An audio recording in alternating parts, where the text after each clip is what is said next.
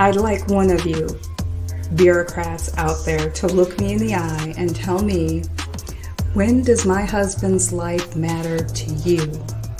Because it matters every day, every second of every day to me.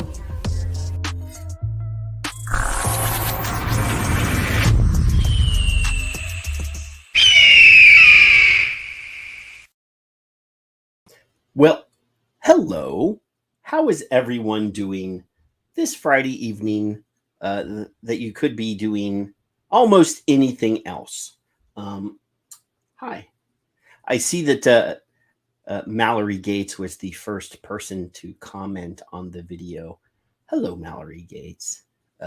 Andrew's here, and Tom's here, and Dave's here, and Leanna's here, and there are other people here. I didn't actually share the show tonight, so if y'all want to do that for me, that would be awesome. Because I'm lazy. It got cold here. In South Texas, it was 35 degrees last night. I had to bring the jungle into the house. We have a literal jungle right on the other side of the double doors. So at least we will have high oxygen content in the house, because there is hundreds of plants in the house right now. I am not kidding. Hundreds. Like, I have to carry the machete out of the office to get to the kitchen.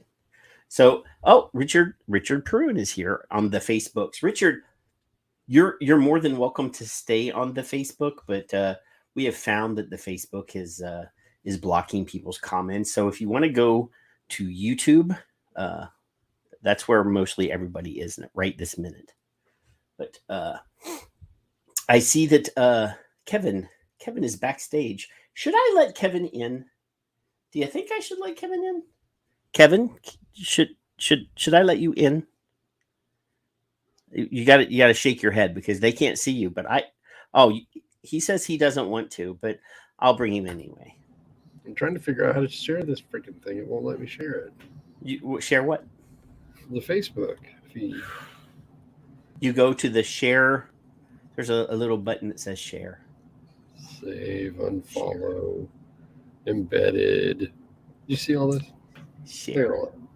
Yeah. Hey, I tweeted about this yesterday, but Andrew, our friend Andrew, has been nice enough to give us another temporary discount for all of our collaborative products again. Yeah.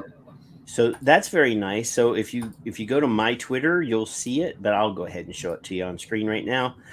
All of the Son of Liberty Radio collaborations with Vape Band, and that includes the glow in the dark 22 and 24 millimeter vape band to protect your glass on your tanks. Those are 30% off, and the Son of Liberty Radio wristband that I'm wearing right here. See? Those are also 30% off. See, here's another one. I have another one.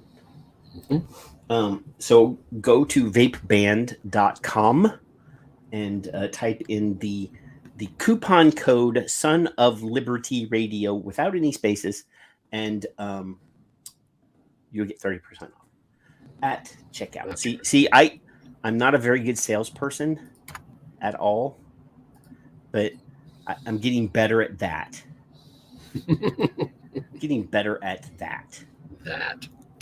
So it's all how in the hells have you been doing, Kevin? I've been doing.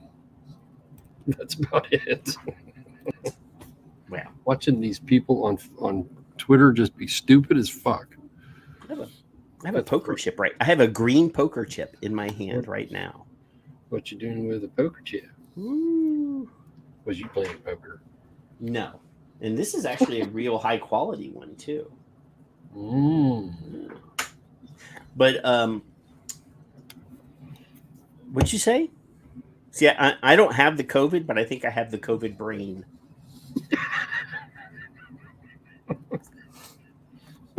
You got a filter It's or what? It's a real thing. The COVID brain. The people COVID that have brain? had the COVID have been reporting memory loss and lack of concentration and all sorts of things like that. You didn't have it though, did you? No, I never had the COVID. Oh, okay. My wife had the COVID, but I didn't have the COVID. But I just think I got the COVID brain.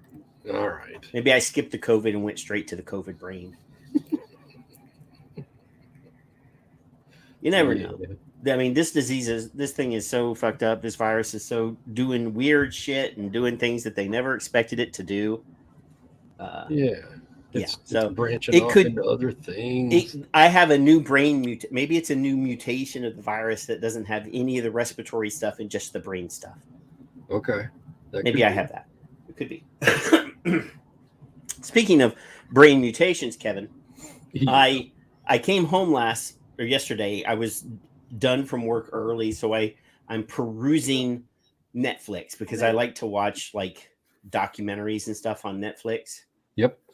And I think I've seen all the serial killer ones now, so I don't have more of those. And I like the serial killer ones. You get all your notes in one book, or you got them all separated? I mean, there's the serial killer ones. I've seen all those. Before that, I watched all of the pharmacy ones.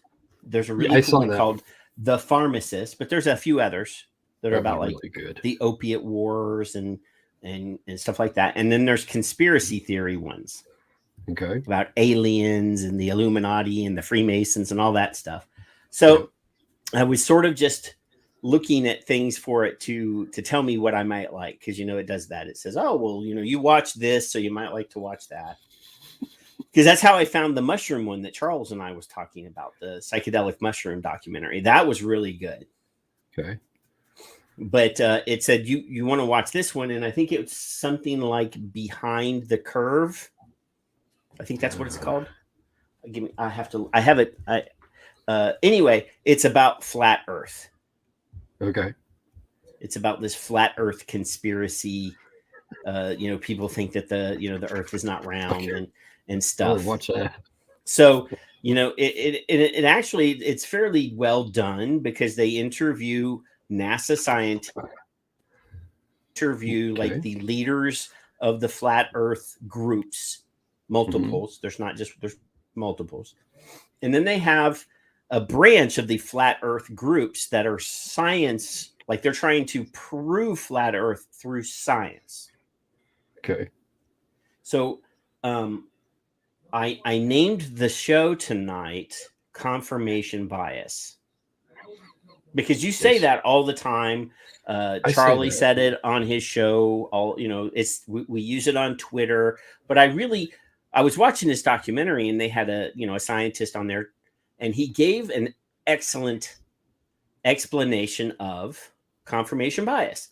And then they were interviewing these people doing scientific examinations to prove the Earth was flat. And there's a whole section in here. I actually borrowed I'm borrowing a clip from that documentary to explain confirmation bias. All right. Not to confirm or deny that the Earth is flat or round, even though the Earth is round. Okay. Just on all four corners. It's round. It's not flat. It is a sphere. It is? It is a sphere. So I don't know. Should I go ahead? I think we should delve right into it. Do you think we should just shoot the wad and go ahead and play that video? I think any latecomers can grab some beverages and snacks. So I did kind of blow it up. I think sometimes anticipation builds interest. So I'm trying to decide, should I go ahead and play it, or should I make them wait? Well, I need to know if it's flat or round. Maybe I should say share the show, and when 20 people show up in the chat room, then I'll play it. Well, then there you go. I'll ask on Twitter. Where's your name? Normally we have like 30 people in here, and right now, according to my thing, there's only 12. So should I tag the flat earthers and all that good stuff? Oh, go ahead. We might get a whole bunch of nut jobs in here then. Well, I will say this. This is the warning for everybody that is here and everybody that is not here yet. If you come in here and say something about COVID-19 or vaccines or masks, I will kick your ass out of the show without even a thought. I'm drawing a fucking concrete, like metal adamantium line. Period. Because I only, if we're bringing flat earthers in, I can't have the anti-mask and anti-vaccine people in. Only one group of nut jobs at a time. It's enough with us.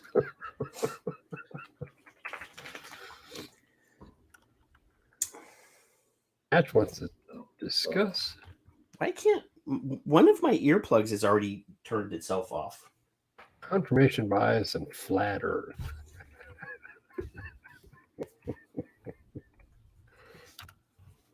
Where are you?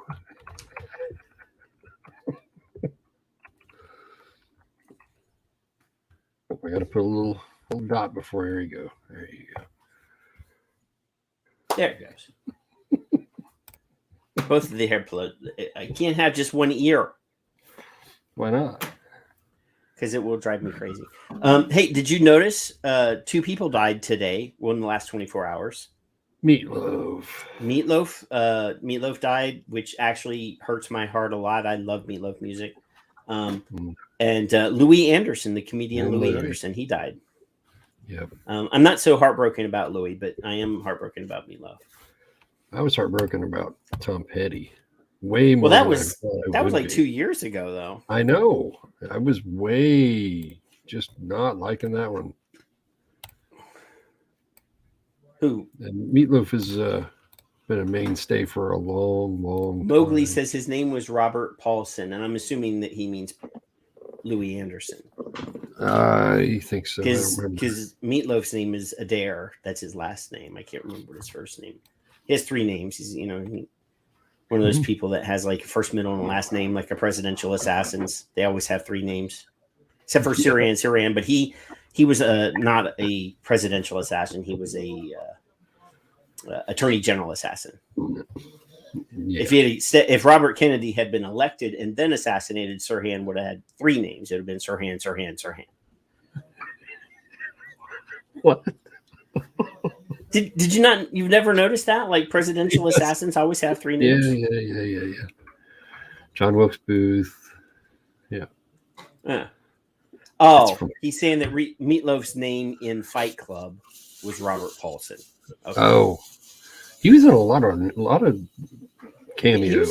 He was in the movie with what's his name? Patrick Swayze, Black Dog. He was in that TV show, or not TV show, movie. He was in the one with Fight Club. He was in Fight Club. He played in a movie with Steve Martin, where Steve Martin was like a faith healer. I can't remember the name. It was like a tent revivalist miracle worker guy. Money Loves I can't remember the name, but he was in that one. Well, if you read the lyrics to the song, Tom says, "Who knows what he wouldn't do?" It's actually right in the lyrics. I keep seeing people tweeting that. I'm like, just read the damn lyrics. It's in the lyrics. Leap of faith. He won't do that. That's what he won't do. That. Well, there's a lot of things that he won't do, but he lists all the things that he won't do in the song. I don't understand why people are so confused. It's in the lyrics. Oh. There's a couple people that actually recorded that song, by the way. No way. Yes. No.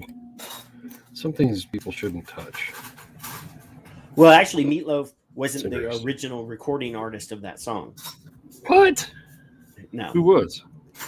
Jim Steinman, who writes all of Meatloaf's music, or not all of, but all of the Bat from Hell, the 3 different Bat Out of Hells. So did Steinman do it first? Jim Steinman recorded it. Bonnie Tyler was also. Oh, that's right. He also wrote a lot of music for Bonnie Tyler. And then there's another band, and I can't remember. It's a Steinman related band who recorded that song before Meatloaf as well. Huh. So yeah. I was knee-high to a grasshopper when that came out. And you do realize there's an entire album of Meatloaf music that he recorded with Cher. He did a whole record with Cher. Weren't they dating? I think after Greg Allman, she might have hooked up with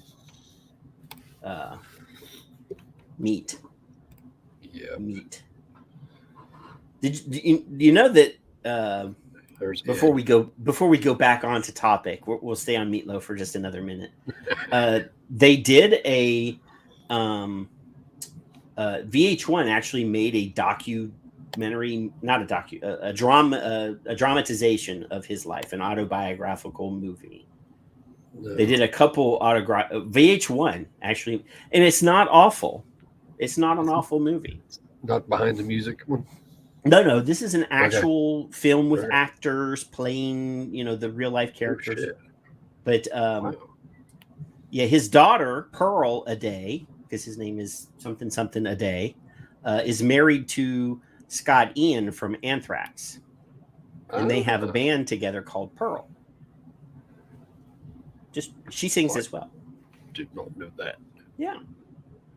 A little rock and roll trivia for you. Meatloaf trivia. Meatloaf trivia. That's right.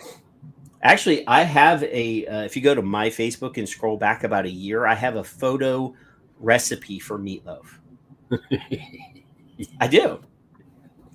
It's like a 15-step process to make a meatloaf, like a very high-end meatloaf, and it's there. I promise you. It's there. I don't do Facebook. Like, if you go to my timeline, I haven't posted since like Christmas. Facebook is like toxic now. And every once in a while I'll peek on it, and like Matt from Suck My Mod, who has decided that he's going to be political. Oh, okay. Is posting on Facebook complaining that people are responding in a negative way to his posts. Begging people to respond in a negative way to hit, and I'm like, Matt, I didn't respond. I should have just been one of my ninja posts, like I sneak into a thread and say, "This is why I don't do Facebook," and then leave again. But you can't complain that people are making negative comments on your Facebook when you are making overtly political posts. That's what Twitter's for. Wow. Go to Twitter. Everything in its place. That's what Twitter. Facebook is a place for like cat pictures and laughy memes, and Twitter is the place for you to do like political serious. If you want to get attention. Yeah. So yeah, I've just washed my hands of. You know what I do? I wait for, or I call one of my friends, and we have, like yesterday, my friend Steve. You have a friend? I've known him since 84, 85. I don't even know. It's 30-something years. We can have a 2-hour conversation, heated, and still be friends. Heated, but it's on the phone, or it's over at the Waffle House, or at the house or whatever. It's okay. Everything's fine. He's not on Facebook. He's one of the few people that I know who does not. His wife and his children do, thankfully, but he does not. Never has, never will, that I can tell. But we're still friends. Believe it or not, we disagree on things. And we can still be friends. Yes, he was actually in Wayne's World as well. Paul is. Oh, that's right. So they're having a whole different conversation about food and being Quebec meat. And cretins. Cretin? Cretin. And then they're talking about being Quebecois and food and meat of Canada and weird stuff. Mowgli and David are having a weird conversation that I'm only getting part of it. I don't get. But anyway, Fine. Let's go ahead and play this clip about confirmation bias, Kevin. All right, I'll mute. We will pause. Just raise your hand if you want me to stop it so that you can make a comment. All right. Okay. Confirmation bias is one of the most solid empirical findings in psychology. If I have a belief or an attitude, I will search for instances that confirm what I believe. And also, I'll find myself in a company with a lot of other people who think the same way as I do. Recently, we carried out an experiment to test rotation to the Earth. If the Earth is spinning at one rotation every 24 hours, that means that every hour it has to turn 15 degrees. And if the gyroscope is mounted anywhere on Earth, it's going to drift. In today's 21st century navigation systems, they're using what's called a ring laser gyroscope. It is extremely precise. If we could simply get one of these ring laser gyroscopes, we would be able to prove once and for all that there is no rotation to the Earth. One of the people in the community actually purchased one for $20,000.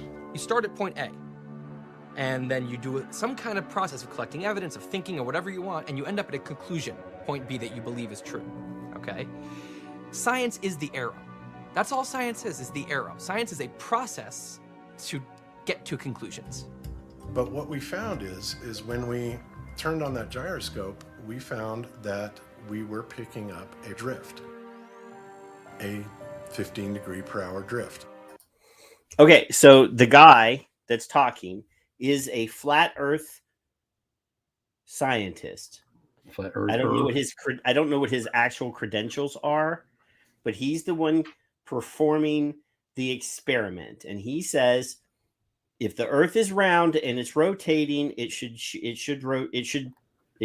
move 15 degree per hour. Yeah. So I'm going to do this experiment.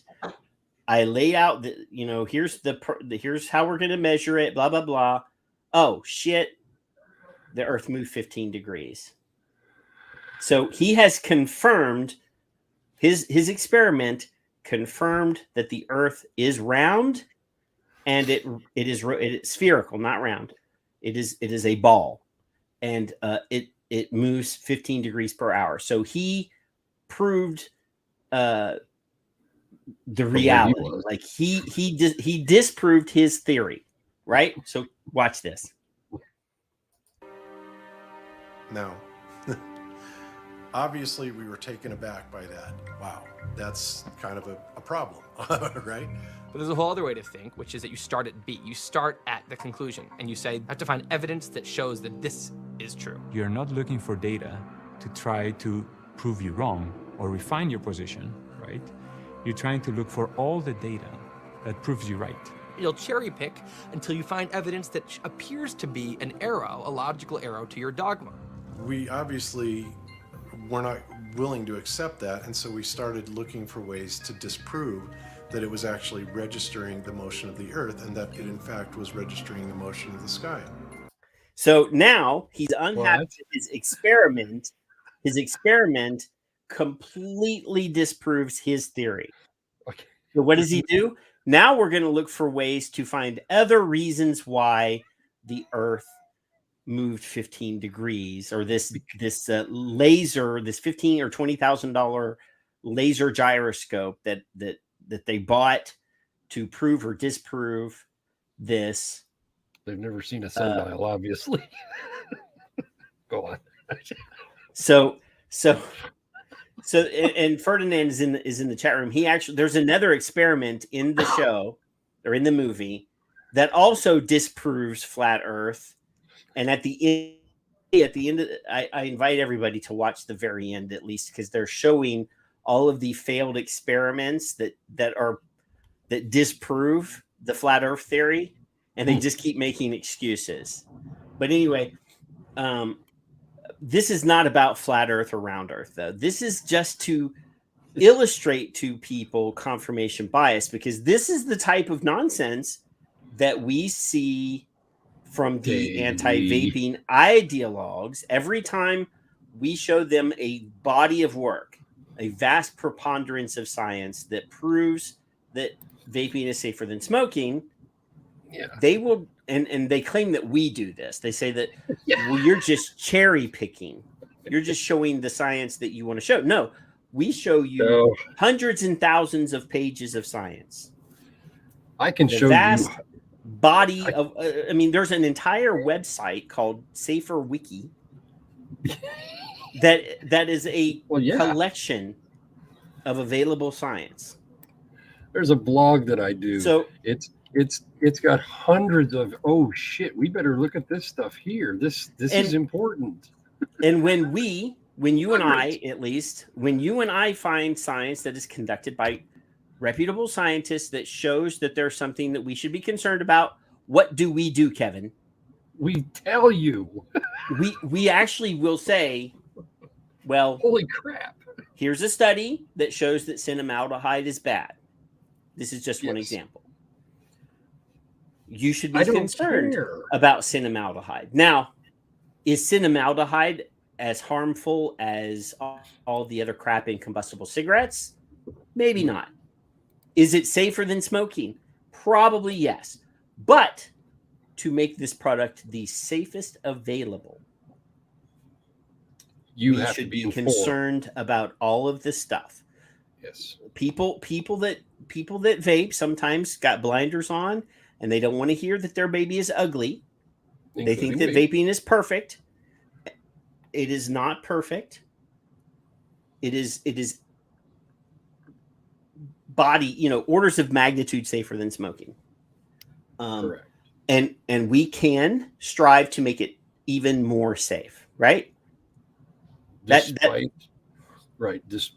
the opposition. Yes. But yes, all of the behavior from these flat earthers in this documentary is exactly the same stuff that people like Stanton Glantz, Tahir Turk, all these people that we wrestle with on Twitter. Mm-hmm. It's the same stuff. Well, this isn't good. This doesn't look right. Right. So there's still more of this confirmation bias, though. Let's finish this video. There's just a few more seconds. So the next thing that we set out to do was to encase the fiber optic gyro in what's called a zero Gauss chamber to see if we could actually shield the energies being generated by the heaven. And heaven we were energies. unsuccessful with that, unfortunately. Okay. It failed. So the next thing that we're going to try is encasing the entire apparatus in bismuth. If everything works well, I'd like to release it at the conference. If there's not anything that you can say, anything you can show me that could make me believe, oh, I guess I'm wrong, it's not falsifiable anymore. It doesn't make any sense for a scientist to argue with that kind of thinking. All you got to do is show me the edge, and I'll believe you. That's what I've been waiting on. So nothing that you can show these people is going to change their mind, right? Well, because their ideology will not allow them to. Right. So this is the type of nonsensical anti-science BS that we fight on a regular basis. And I saw this video yesterday on Netflix. I watched the whole thing because I was laughing my ass off. And I was just like, I have to find a clip for this. So then I went to YouTube. All I did was type in confirmation bias, flat earth. And it was already clipped for me. I didn't even have to do anything. I said, this is perfect. Well, see. And, everybody keeps talking about that movie, Don't Look Up, right? We talked about it last week or whatever. When Dr. Gardner was on the show, we talked about it. And yes, that's the same thing. The scientist is yelling at the top of his lungs, we're in danger. We're in danger. And everybody is just not willing to, they're using their ideology, their, anti-science or whatever. And that is the exact same behavior that this is a perfect storm of stupidity. Mm-hmm. So yeah, I just thought I invite you to go to Netflix if you have Netflix. If you want to laugh, because there's even more experiments. There's another one where they find a nice flat straight bit of road or whatever, and they put poles, and they space them out like it's a 4 or 5 mile test or whatever, and they put poles every, like there's one in the middle and one at the end. and then they shine a laser light and they think that they can measure the lift of the earth on the curve. So the one in the middle and the one at the end, it should be,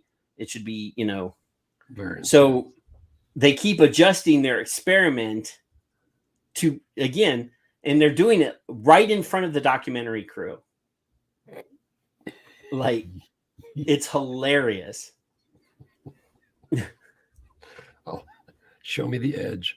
So this is not, again, if you're a flat earther, God bless you. That's not what the point of showing that was. The point is showing an example that is easily understood of confirmation bias, so that you can understand what that term means when Kevin tweets about it, or when Dr. Glover says it on our show, or when Charles Gardner says it on the show. So, I just wanted everybody to understand.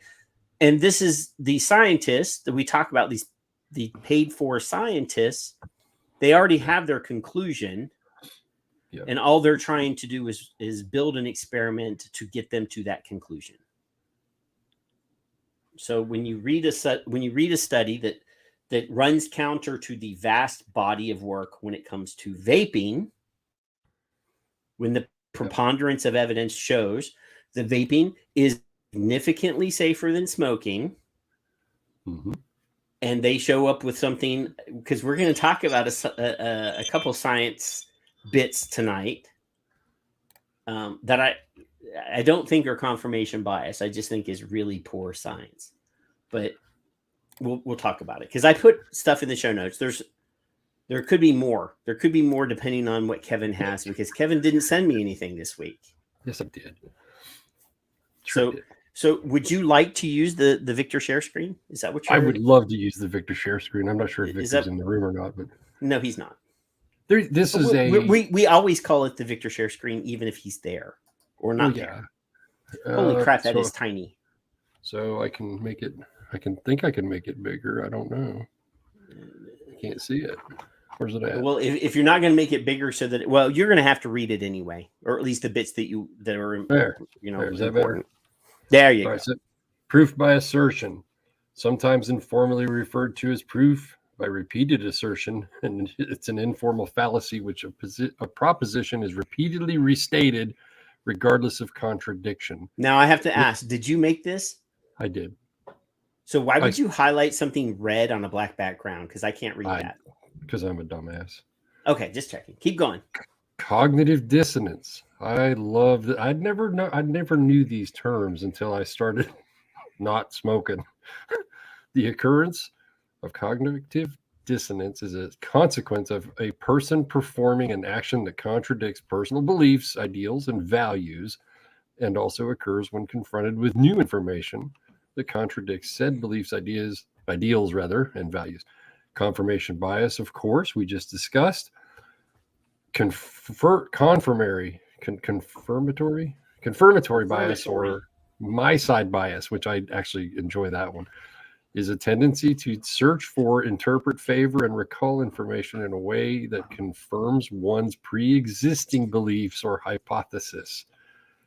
It's a type of cognitive bias and a systematic error of inductive reasoning, weighing the costs of being wrong rather than investigating in a neutral scientific way. See tobacco control. There are others, plausible deniability, and I have had to have plausible deniability on my side multiple times. Yeah, denial, question dodging, and delusional, and then Dr. Rodeau's. Oh, I've been delusional a few times too, but it was because I was using something that not in the 80s. Dr. Rodeau's quote fit in here nicely for this. I use this on a few idiots that we all know. Fabrication or repetition of false statements, particularly by trusted authorities, organizations, and public figures, can result in widespread acceptance of myth as truth. Nicotine's addictive. Mm-hmm. Such cavalier inattention to fact is not acceptable in scientific discourse or public health policy making, where lives are at stake. And that's out of his American Cancer Society. He says combustible cigarettes are safe and blah, blah, blah. So those are the ones I like to use on occasion, So Ferdinando Patricio I like him because his last name has my first name in it. Just saying, Patricio. Oh, I see. He's actually chatting in the YouTube room, and he actually makes a couple comments that we should address, Kevin. Sure. I'm gonna click on it so that it'll show up on screen. Look at that. He says, but the problem with science, it's serious, not only with vaping, because when a bias study comes up, even after retraction, they still use it in citations and etc. I saw this in a video a couple weeks ago. Yep. So they're still talking about a valley. So yes. So not even that one, Kevin. I mean, really, they're still talking about diacetyl. They're still talking about diacetyl.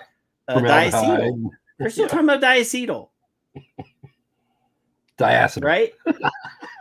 They're still talking about diacetyl. So and even though the vast majority of scientists have the body of work has disproven that hazard, even though most vaping companies, I'd say 99% of the vaping companies in the world, and we did have Sean on the show when you were gone. Mm-hmm. Now, Sean said that they just decided to say fuck it, and they are re-releasing all of their diacetyl flavors with diacetyl, with a label that says this contains diacetyl. But most of, like I said, the vast body of science has disproven the diacetyl thing, but we still see it all the time. The heavy metals. Now, here's the thing about the heavy metals and the cadmium and all that crap. It does exist, right? Of course it exists. Now, does it exist at a level that could be harmful to humans? I ask a different way. Does it exist at a level that a human can use it? Well, I mean, there certain things will accumulate in your body over time. Right. Now, depending on what the half-life of those those chemicals are, will your body process them quickly enough to get them out of your body before they actually get to a level where they are harmful? So mercury, a little bit of mercury in your body is okay. You eat enough sushi that is the wrong quality. Yes, fish, right? As well. Fish, sushi. You eat enough sushi, you could actually get mercury poisoning. Well, then see there. So, to say that vaping contains cadmium, formaldehyde, the formaldehyde thing, yes, human exhalation without vaping contains formaldehyde. Yes, it does. I didn't know that either until I quit smoking. So I was like, what? Does it exist? And they say, well, there's formaldehyde in it. Well, yes, formaldehyde is a naturally occurring thing.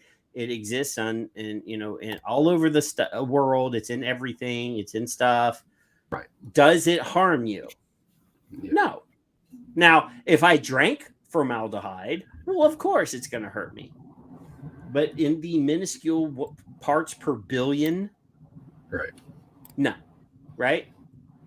So these are tactics. These are scare tactics they use. Oh, well, this is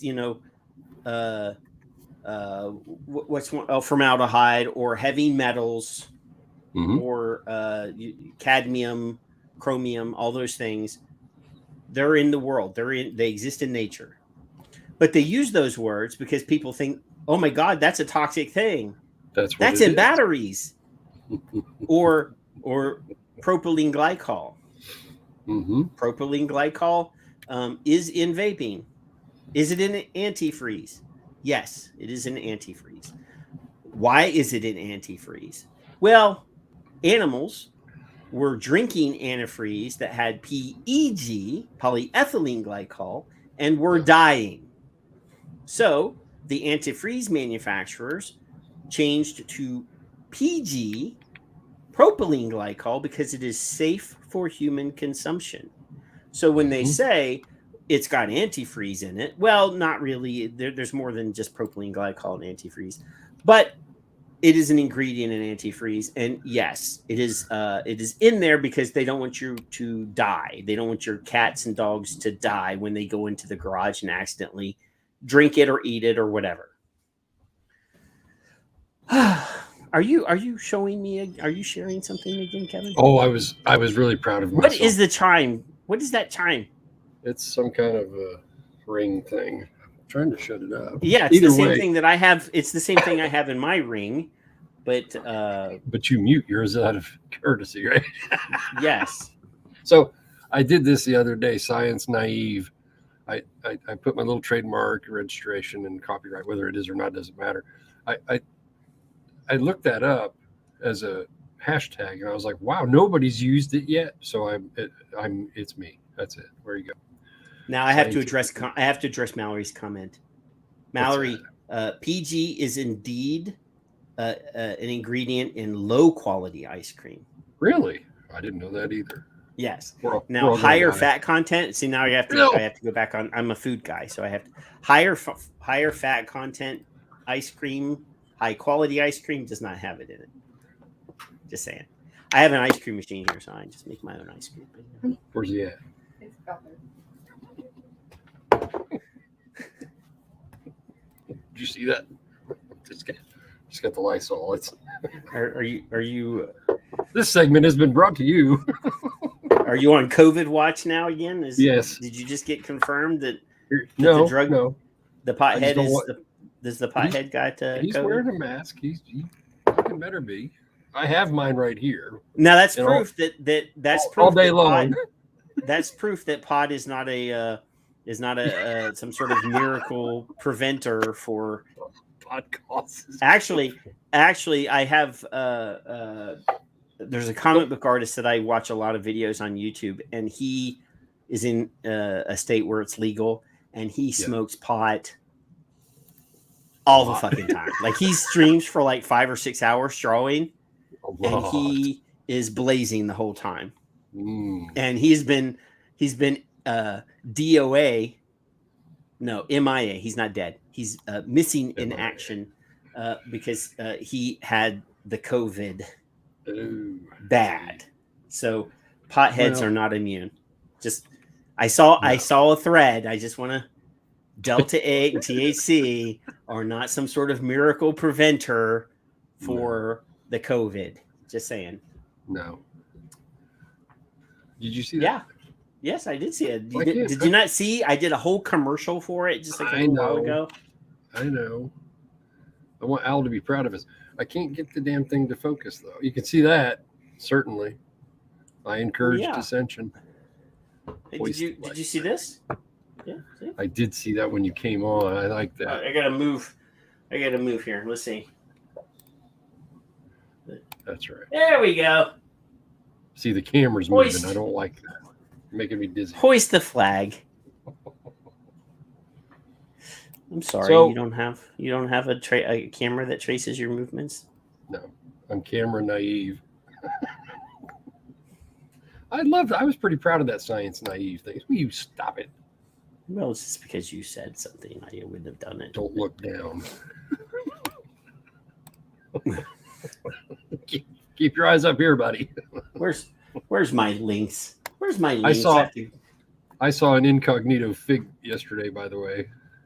I saw Craig, Fig, and Christopher Ferreria hanging out this weekend or something. I saw. Yeah. Now there's trouble. I'm sure he's been on the show. Christopher.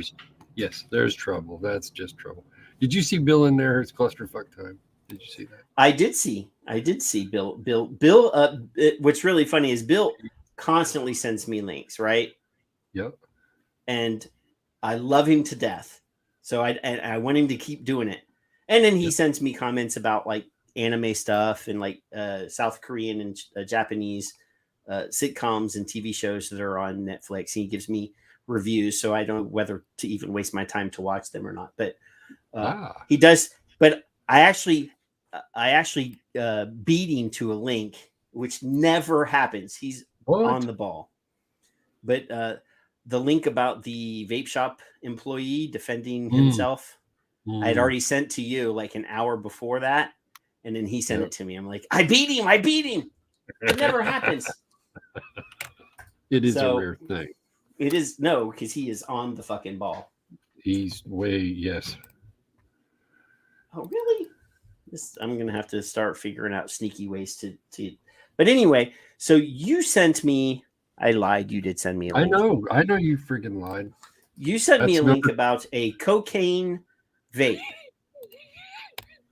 Now, I'm assuming that your attitude is different than mine on this one. It's what than yours? Different. Okay. I assume that we're on different sides of this. All right. So I actually think that this is a brilliant idea.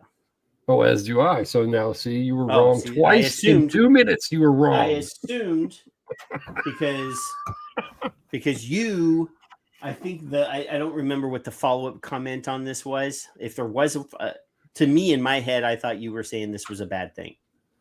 Let me look. If we embrace harm reduction, yep, then we have to embrace it in all of its varieties. Well, sure. So, and this is not a real thing yet. This is a hypothetical concept that these two European doctors, PhDs, pharmacist and a drug counselor or whatever, have hypothesized the creation of a cocaine vape device because, and this is all about reducing harm, right? The vast majority of harm from drugs in general, but cocaine is quality. You are placed in a dangerous situation because it's illegal. And the police are going to get you, or the drug dealer is going to be paranoid and get you because he doesn't know you or whatever. It puts people in a bad situation because of the way the war on drugs has been handled. So this would be a way to deliver a high quality, prepared version of cocaine to people that are using cocaine. I don't want to use the word addiction because I know the definition of addiction specifically includes self-harm and harm to others. And I know quite a few people, not like millions of people, but I know a number of people that are drug users that live very, very good lives, that are able to do what they need to do in their life. They're, so myself, I don't want to be like, I'm not critical of those people. I assume that, other people would be, and I'm sure, Mallory's going into the I Can See page, getting a hold of this and going see what these vapors are doing. They're vaping cocaine and they're blah, blah, blah. Because their prohibition is all the way. It doesn't matter. Yeah, it doesn't matter. They're probably pro drug war. They're probably all of the pave moms that I know are like probably popping volumes and drinking bottles of Chardonnay every night. They may, could, or might, or likely are. I said possibly. I didn't say they are. Probably is what I said. So, and if they are, good for them. It's the rules are for thee, not for me. Yes, except and my drug of choice is okay. Not in my backyard. Our argument is that this thing that I'm holding up in front of the camera, this is the safest delivery method for nicotine to help me, right? Hey, Jeffrey Zamora. So therefore, if there is a way to help people who use cocaine or any other illicit drug to use that illicit drug in a safe way that reduces the vast majority of harms. Richard Pryor used to freebase cocaine. We all know that didn't end well for him. burnt his Done house blew him down up. and blew the fuck out of him. If there was a way for him to get his cocaine prepared in a high quality lab using a delivery method that is much safer, then I won't shit on it, Kevin. No, I couldn't won't. either. No, in fact, when I saw that, I don't remember who had it originally. I tweeted it, and then under it, I said, by the way, I am for this, or something to that effect, because I don't want anybody thinking I'm not. And partially the reason for this is thanks to Paul, Mr. TikTok himself. We talked about this long ago. Not TikTok, Tic Tac. Tic Tac. I apologize, Paul. 4 or 5 years ago, giving you an example. If a patient on the side of the road is able to breathe properly, and they can give him X, whatever that is, and inhale it quickly, how fast can it get into your system? So the delivery method could be used for a shit potload of things. And Paul gave me that spark in my brain, like, oh wow. So I mean, anyway, we've been talking about. It has been discussed in the past an insulin delivery method via this. We've talked about that. We already know, and there are diabetic vapors. Yep. And depending on how fragile they are, vaping a high sweetened e-liquid does indeed affect their blood sugars. Okay. So we know that it happens rapidly. The capillaries in your lungs are essentially open on the surface, on the inside of your lungs. And as you breathe, that's where they pick up oxygen. So if there's something in that oxygen that you want to deliver, it will cross rapidly into the bloodstream and through the blood-brain barrier, depending on what it is, directly to the brain. You could actually, certain things, because it's a semi-permeable membrane into the brain, insane in the membrane, certain things can't pass through it and certain things can. Insane So, membrane. Oh my God. Oh, you song bomb me. A so-called crack pen could reduce the many harms of smoking cocaine. But will it work? And will people actually use it? So vaping cocaine might sound like something no scientist would recommend, but a pair of European researchers want to make it a reality and could actually help people who struggle with stimulant addiction. In a paper recently published in the Journal of Drug Science and Policy and Law, toxicologist Fabian Steinmetz and addiction research professor Heino Stover conceptualized a cocaine e-cigarette. Now that it's not done, it's not invented. They just conceptualized. This is just a what if paper. It's not a study. It is just a paper that they wrote together talking about addiction and pharmacology and whether or not something like this could work. So, obviously there are indeed vape devices that are designed to deliver illicit products. We know that. But I don't know if a cocaine e-cigarette has already been invented and black marketed or not. I doubt it. But we know that there's synthetic THCs and all sorts of other stuff. So you never know. But obviously there are criticisms about how this could be used against us. Now, we have to weigh whether, of course, there's going to be nothing that we do is not going to be criticized. And I'm not even saying that we are doing this, but nothing is going to occur in vaping that doesn't get criticized. No. I mean, it's going to be criticized regardless. So we have to weigh whether or not there is enough of a benefit to the public to make this into something that we could, support. For me, saying no to this is the same as ex-Surgeon General Jerome Adams when he was the head of the Indiana Department of Public Health, saying no to clean needle exchanges, or all of the prohibitionists fighting against safe injection sites. And there are people that don't care. I'm gonna remove this from the screen so that you can see the seriousness of my face. There are people who don't care that somebody's going to get hurt. They want to control everyone's behavior. And if you don't want them controlling your behavior because they don't like something that you do,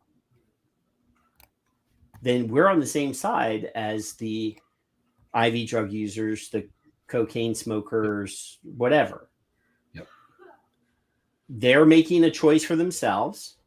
Yep. And regardless of whether you think it's bad for them or not, they are still free to make their own choices. Now, if we figure out a safe way for them to continue the behavior and reduce as much of the harm as possible, then we should support that. Mm-hmm. Yep. So I just really that is not something that we need to talk to in depth. But again, I see harm reduction people poo-pooing harm reduction. Harm reduction, right? Exactly. Did you see who was in that? Yes, Mark Tyndall, who has been on our show, is actually article. quoted in that article. Yeah. I just am not reading the entire thing. Yeah. My mouse is broken. So I can put it in the. Yeah, you can put it in there. I'm on YouTube, but I can't triple task. Oh, I think I need to give you a wrench so that you can post links. Oh, is that why I can't? Let me see. You actually have to make a comment in YouTube so that I can click on the little dots. Well, I can't. I gotta reduce my. Where are you at? Where are you at, jerk? It says I need to make Bill. I need to make Bill one too while I'm here. Can I do it on my tablet? Yes. There. So Bill is now wrenched. There. Does it show up? I don't think it does. My tablet's not refreshing. Your tablet's not refreshing. No, it's refreshed. You just didn't make it. You actually have to type it a comment into YouTube, Kevin. Well, I said link. No. You have to make a comment. There. You suck.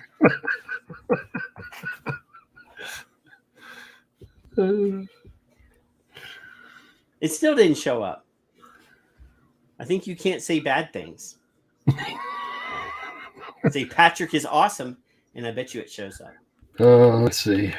Patrick is awesome.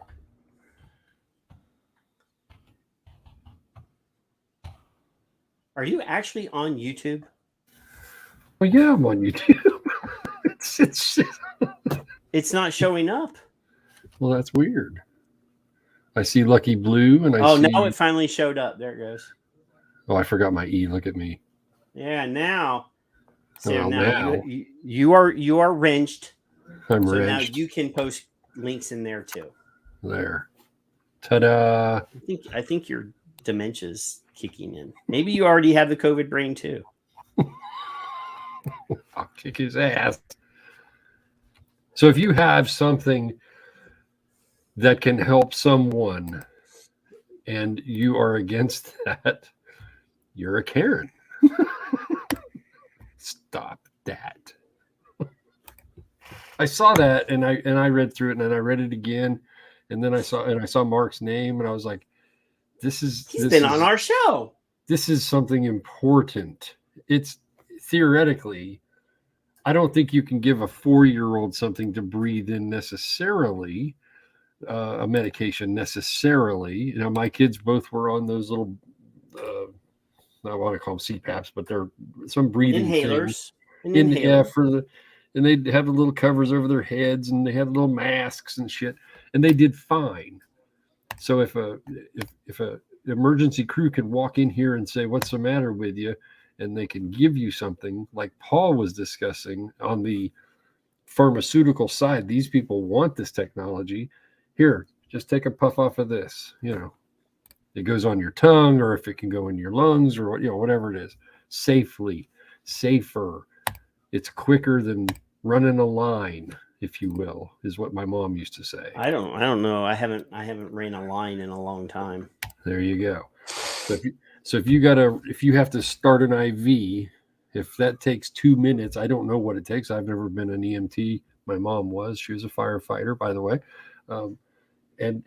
And that takes 2 minutes, and you can have somebody puff on something quickly to alleviate pain or whatever it is. I think it's just a wonderful idea.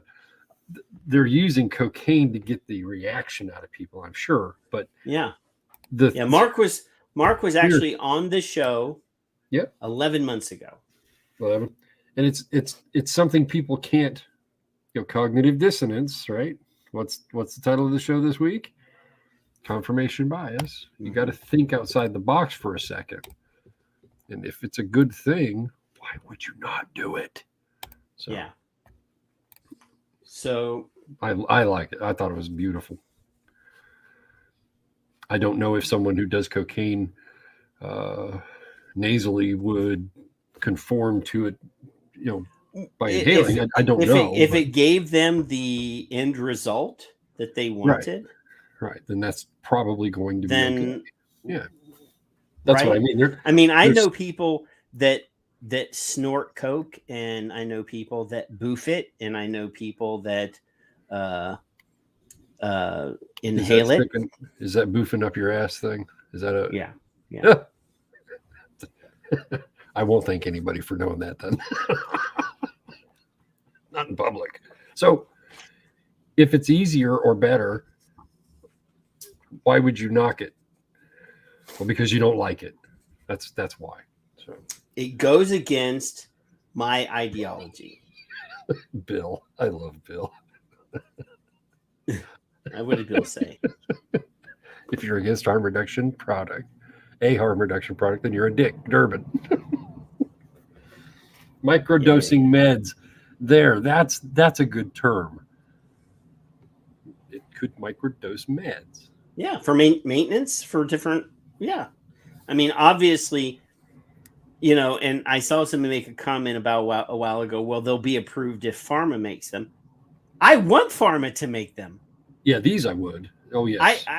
I definitely don't want some schmuck, vape bro, mixing it in the back room of a vape shop. I want a clean room. I want an actual a PhD pharmacist. I want smart motherfuckers. You don't want to see a 10% with flat bill caps. You don't want to see a 10% off sale. And I definitely don't want this, race to the bottom idea of, well, I can sell you 120 milligrams for $13.99. Right. Like if I, a little different. This is different. I want pharmacy. I want, I want a doctor's prescription. I want the whole fucking thing. If you're going to put a stimulant as powerful as cocaine into your body, I want it to be medically supervised, or at least I want the doctor to know that you're using it.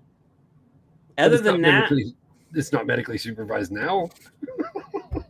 No, and people die on the fucking street daily. And what would be wrong with that? And you already answered you good lead in. So thanks, Kev. Speaking of Netflix, there was a medical drama that was on for a few years. It was called The Night Shift. And there's it's on Netflix, so you can go watch it. All right. Other than the unbelievability of the fact that this show takes place in San Antonio, Texas, and they show race riots and terrorist attacks in San Antonio, Texas, because it's not ripped from today's headlines. Right. But other than the unbelievability of those parts of the show, there's an episode where the paramedics go to a scene and a guy's OD'd and they hit him with Narcan and he is unresponsive, not alert, nothing. They jab him with that needle in the chest and he sits right up. Ooh. And Narcan flushes, it totally negates any of the benefits of the drug. Right. And here's the thing about the addict in the show. He's mad because they ruined his high.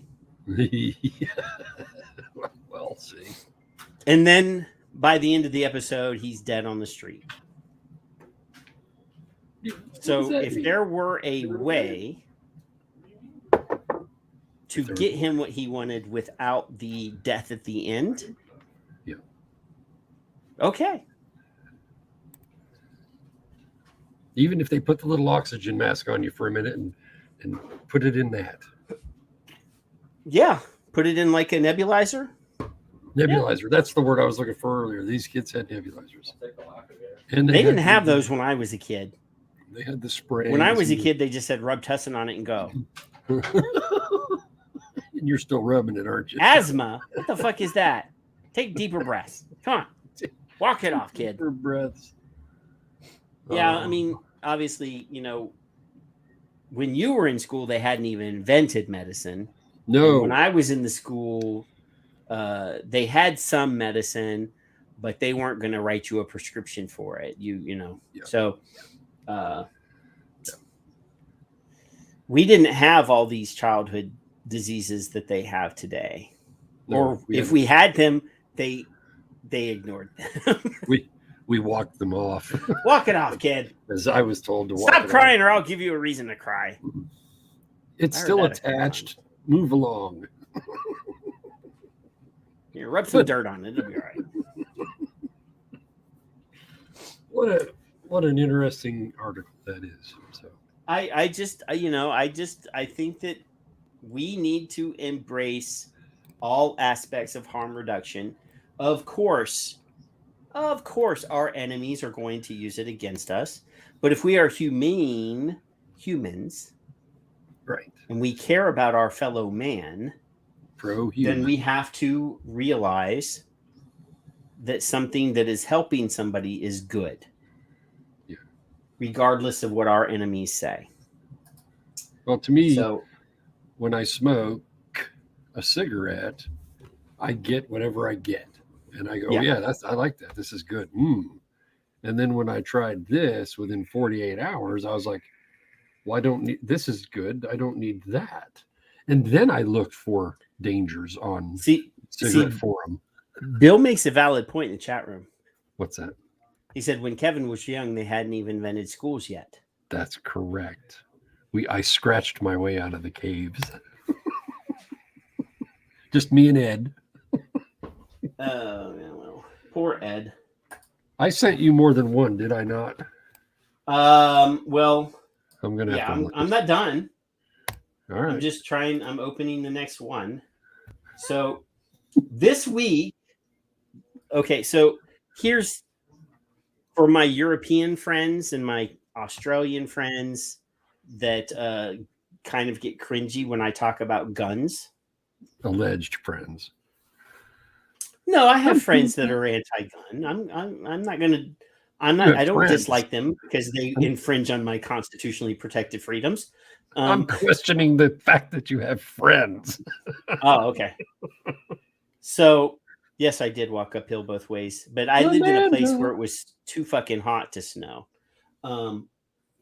So this week there were two events that I don't have a link for the one, but I saw on Twitter. People are upset because a man interrupted three guys trying to steal his car. And he opened fire and killed one of the car thieves. Now, when the police came, they found that the guy that was dead was halfway in the car and out of the car, had dropped his gun in the car. Uh-oh. Now, there are people all over social media demanding this guy's head. Well, sure. Now, the Kyle Rittenhouse thing is not the same situation as this thing. Right. So Kyle Rittenhouse, he was within his rights to protect himself. Should he have been in that situation? No. Somebody should have said, Kyle, stay at home and don't take your gun when you stay here.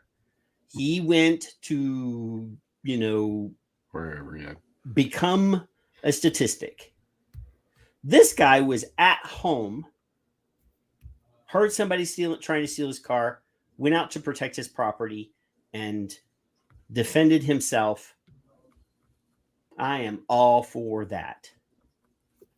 Yeah. Everybody's like, well, that man's life wasn't worth a car. That's that man's problem. He's the one that made the choice to put himself in that situation where he was going to steal a car that wasn't his. And the police are not charging that man because he was within his rights to protect himself and his property. So the second story that Kevin, I don't know. No, this is the one that I found. No, you found that. And then Bill sent me the link an hour later. This is the first time I've beat him in a while. I have to. So, a vape shop employee, it's a vape and tobacco shop, is not being charged with defending his life and the property of his employer because he shot and killed one robber and wounded another, and the other one is at large. So I applaud this. Mm-hmm. Now, the only reason we're bringing it up is because it's a vape shop. Normally, we don't talk about people defending themselves on this show, even though it is perfectly normal for people to want to not die. So anyway, charges will not be filed against an employee of a Rock Island tobacco and vape shop who shot two robbers, killing one Tuesday night. Rock Island County Attorney Dora Villarreal said Wednesday night. Rock Island police were sent to Black Hops Tobacco and Vape, and there's the address, at 10:40 or 54 p.m. in response to a report of an armed robbery and a shooting. According to a news release issued Wednesday by Rock Island Interim Police Chief Richard Landy, 3 people wearing masks entered the store and started threatening employees and demanding merchandise. One of the suspects had a gun. An employee of the store pulled out a handgun and fired several shots at the suspects. The release states the suspects ran from the store. A short time later, police received a report of a person with a gunshot wound in the 1700 block of Lincoln Court. When officers arrived, they learned the wounded person had already left to go to the hospital in Davenport. Davenport's police were called to a Taco Bell in the 1400 block of Locust Street, where they found the gunshot victim, later identified as one of the suspects from the robbery. The gunshot victim was then taken to Genesis Medical Center East Campus, where he was declared dead. See, here's the problem, Kevin. Okay. If I were to be shot while trying to commit an armed robbery, I would not stop at Taco Bell.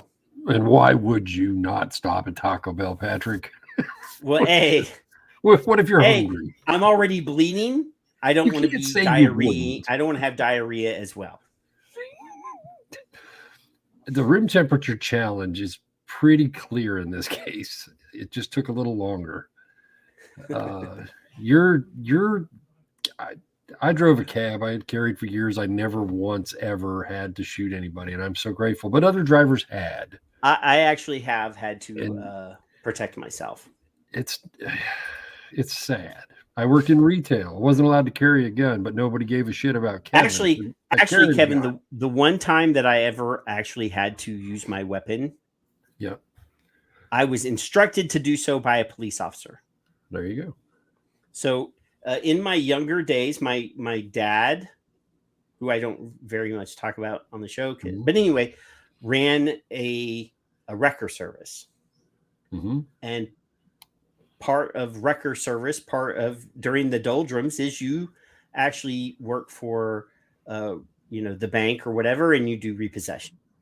Yeah. And when you go to retrieve the bank's property, the people that are currently holding the bank's property don't want you to. They get testy, don't they? They don't want you to take your stuff back to the bank. So we were in the middle of a repossession. We had the vehicle already up and ready to go, and started taking fire. Yeah. So immediately we duck, and within moments, a New Orleans PD pulls up, screeches his tires, jumps out, gets undercover as well as beside us. He says, "Are you armed?" And we're like, "Yeah." And he's like, "Return fire."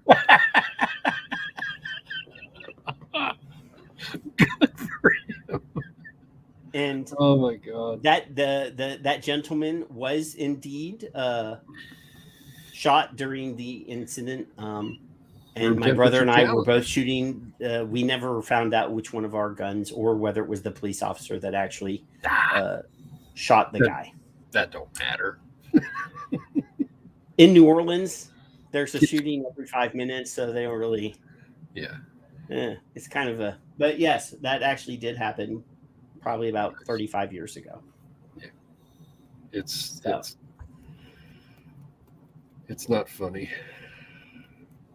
So we can snicker and giggle, but it ain't funny. So yeah, I mean, this is an incident. Here's the thing: vape shops are already under fire from the government trying to shoot them down.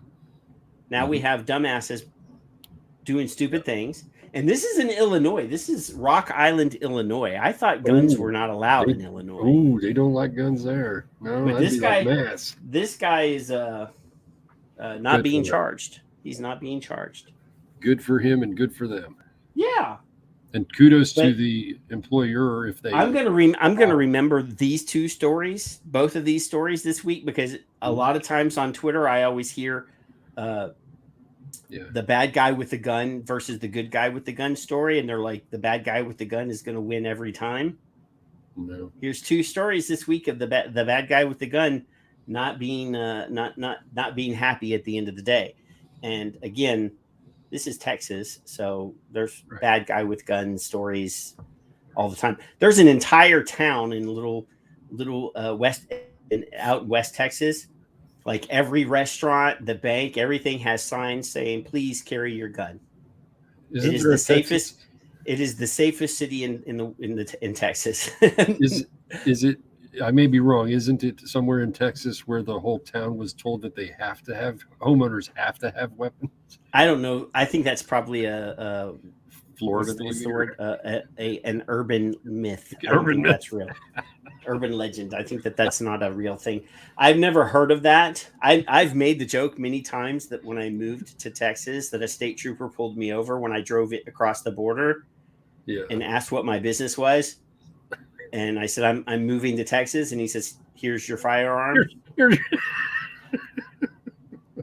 But I already had plenty of my own to begin with. But yeah, it is a joke. But I know plenty of anti-gun people that live in Texas. Yeah. But I also know tons of like hippie pothead gun owners in Texas too. I have friends that are anti-gun. Texas, even the lefties have guns. Yeah. So yeah, I had an instance where a friend of mine decided he would change his mind, and he had it's a domestic violence in Ohio had become a felony. He was not at fault, and it was, and he got arrested. Anyway, he changed his mind about it, and he said, "Well, I remember you said something about, when you were driving and this and that." And I said, I've carried conceal for forever. I've held your children with my, sidearm, and you've never said a word because you didn't know. That's the thing. See, the thing about carry conceal is it's written right in the carry conceal. If it's not concealed, then it's open. then you're not following the rules. Yeah. Well, you're never supposed to take if you're carry conceal, you're never supposed to take the weapon out and brandish it. Right. Unless you're going to use it in defense of your purpose or other people. There are laws. Open carry is different because that means you have to show the fucking gun. Now here in Texas, we have open and concealed carry. So you don't have to have a permit for open carry. You just have to, but you have to fully display the weapon, right? Not like poking out of your jacket, like fully open. Like it's not supposed to be like if I'm wearing it in a shoulder holster and it's just poking out a little bit, that's not open carry. That actually could be considered triggering. That could scare people. Yeah. Versus open carry where everybody can see it, it's there. There's no implied threat. It's there. Right. But yeah, if you've got your concealed carry, again, this is not a gun show. No. It must be concealed, and nobody should even guess that you have it. Ever. That defeats the purpose of the carry conceal permit. Yeah. The only time I'm ever even supposed to mention is if a law enforcement officer asks me, do you have a weapon on your person? Then I say, yes, sir. It's in that I point to it and say, I'm not going to touch it until you tell me to take it out, or I will open my jacket and let you take it out. Yeah. You got to know the rules. That's all. I'm not stupid. That's it. If a police officer asks me a question, I will answer it truthfully and without hesitation. Now, you can't carry it in all places. If it's a business that serves alcohol, that 50% of its income or more comes from the sale of alcohol, can't carry it. Can't carry it in certain state and federal buildings. You can't carry it in healthcare facilities. So there are rules that you have to follow. Since I work in healthcare, and my car is technically considered a healthcare facility. So during the pursuit of my day-to-day, I am not allowed to carry a firearm. Yeah. I am not legally allowed to carry a firearm. We are here in restaurants and bars, but only if we are not drinking. So if it is a bar, you can't carry. Period. Whether you're drinking or not, because other people who are drinking might like that. Might threaten you, and you might be more prone to defend yourself in certain locations. Very well. I know that there's plenty of people that are like not interested in what we're talking about, so we will move on. We will move on. So, South Africa, the Treasury of South Africa, has admitted why they are considering a vape tax. Now I have to read the article, and I will see if your ears perk up during one of the quotes. Okay. So, anywho, this is from Swift Headline. This is from South Africa. So it says here, and there's a bunch of ads. I don't know this, the ad purchasers, like they look, Van Gogh, who's one of my favorite artists. Now I hate kimchi. I don't know why kimchi's here. And then the Statue of Liberty done up as a tatted up woman. I don't know if it knows me or not. National Treasury published a discussion paper on the intended taxation of electronic nicotine and non-nicotine delivery systems, vaping products, on December 15th of last year. During the heads up given by the Minister of Finance in the 2021 February budget, the government had signaled its intention to start taxing these new products in the previous two budgets. Vaping products are mostly unregulated in South Africa, and the Department of Health plans to amend the current tobacco control legislation to include these products in the regulatory framework. The health rationale is what this is under. The taxation of this highly profitable new business, which may or may not use tobacco, is given the rationale of the government's concern over the health consequences of tobacco consumption. Nevertheless, with South Africa's increasing debt levels, national treasury is under pressure to increase taxes wherever it can. Ding. Treasury estimates that vaping products generated around $2.54 billion in revenue in 2018. Really? The average annual growth between 2013 and 2018 was 21.25%.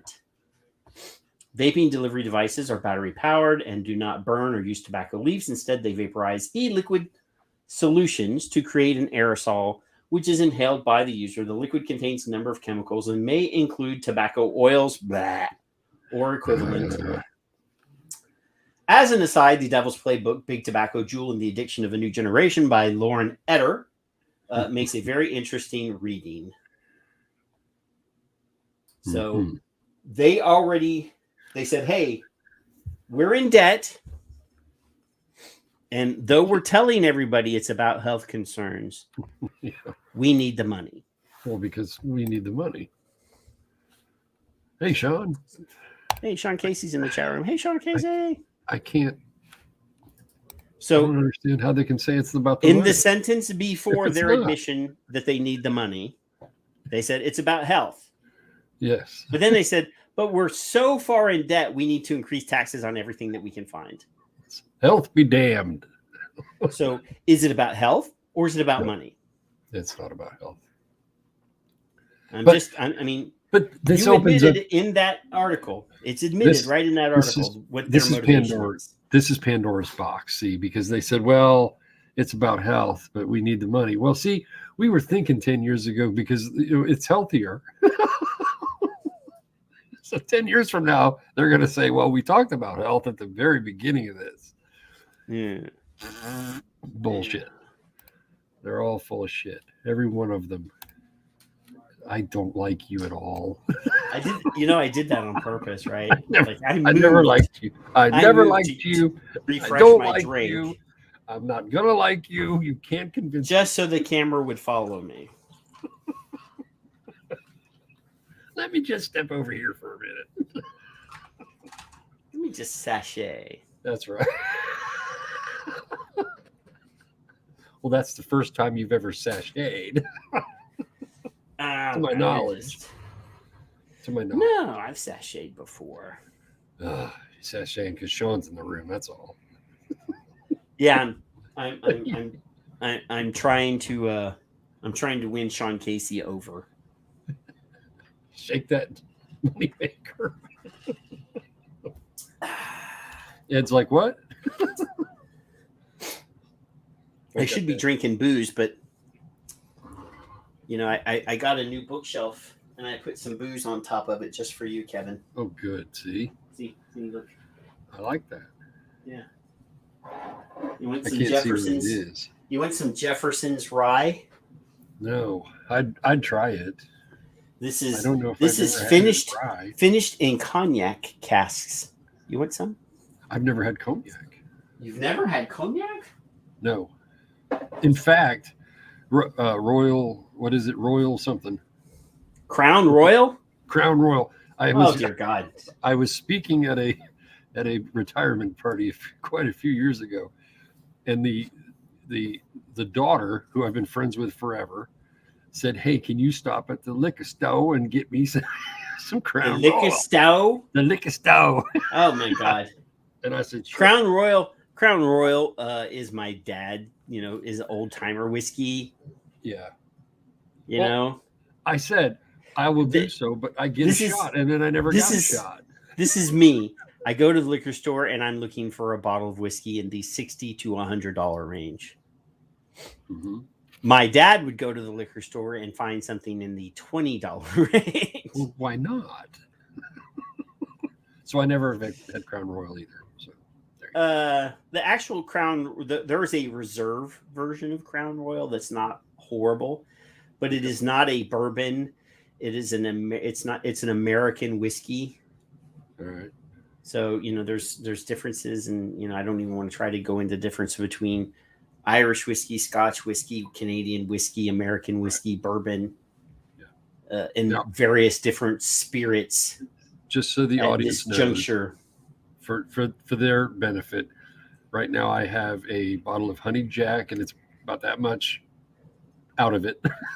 It's pretty full. And flavored whiskeys are for girls, dude.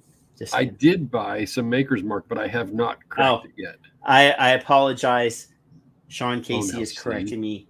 Crown Royal is Canadian. So you've been wrong 3 times. No, because technically Canada is just a 51st state anyway. No, that's so true. it's it is just America's hat. We do love them. Actually, it's several states because I love. We're not taking Quebec. Quebec they can go back to France if they want to. Back to France. Send all hate. I apologize to my Canadian friends, especially my Quebecois. I'm in a group called Jugheads. Jugheads? I love that. I haven't been on it in a while, but yeah. In my mind, if I'm thinking about Canadians, I always think of the Mackenzie brothers. Well, yeah. So, hey, the 12 Days of Christmas, right? No. See, here's the difference, Sean, and you should know this by now. I am not somebody that would give up. America will rise again from the Biden ashes in just 2 short years. You think? Mark my words. But that's not why you've called. I'm just saying any other Democrat would have been better than what we got. And that's not saying much, but yeah. Biden will be gone in 2 years. Well, actually 3 years, because this is just the first. This is it. Kevin, I don't want to get too political here, but today is actually the 1-year anniversary of Biden taking the oath of office. Oh, yeah. So technically 3 years.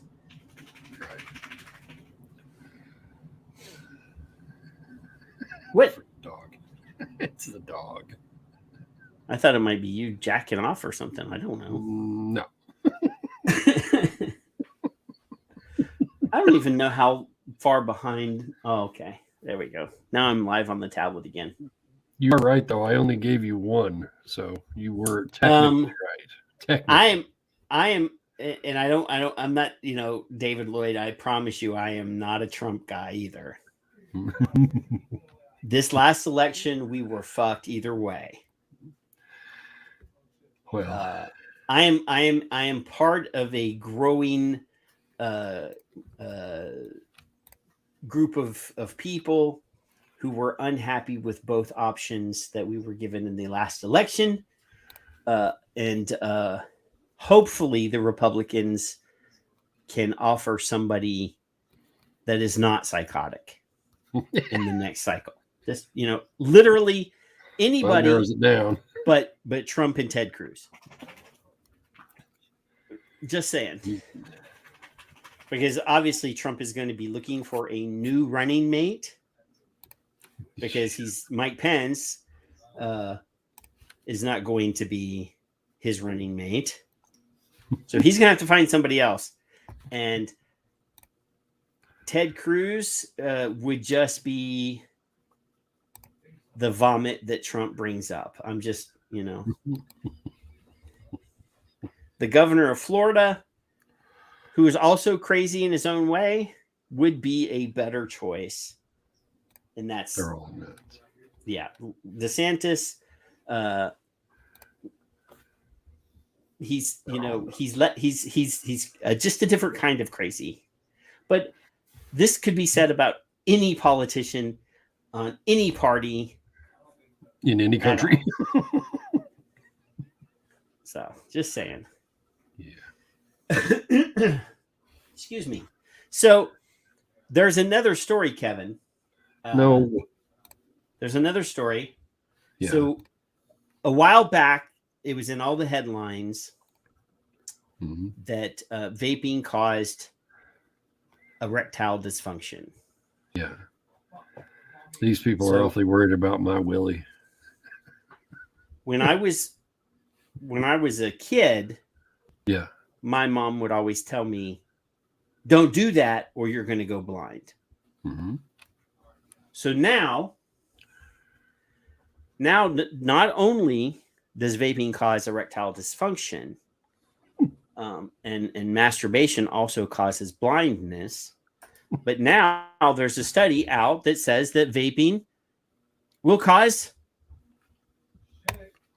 risk of sight loss.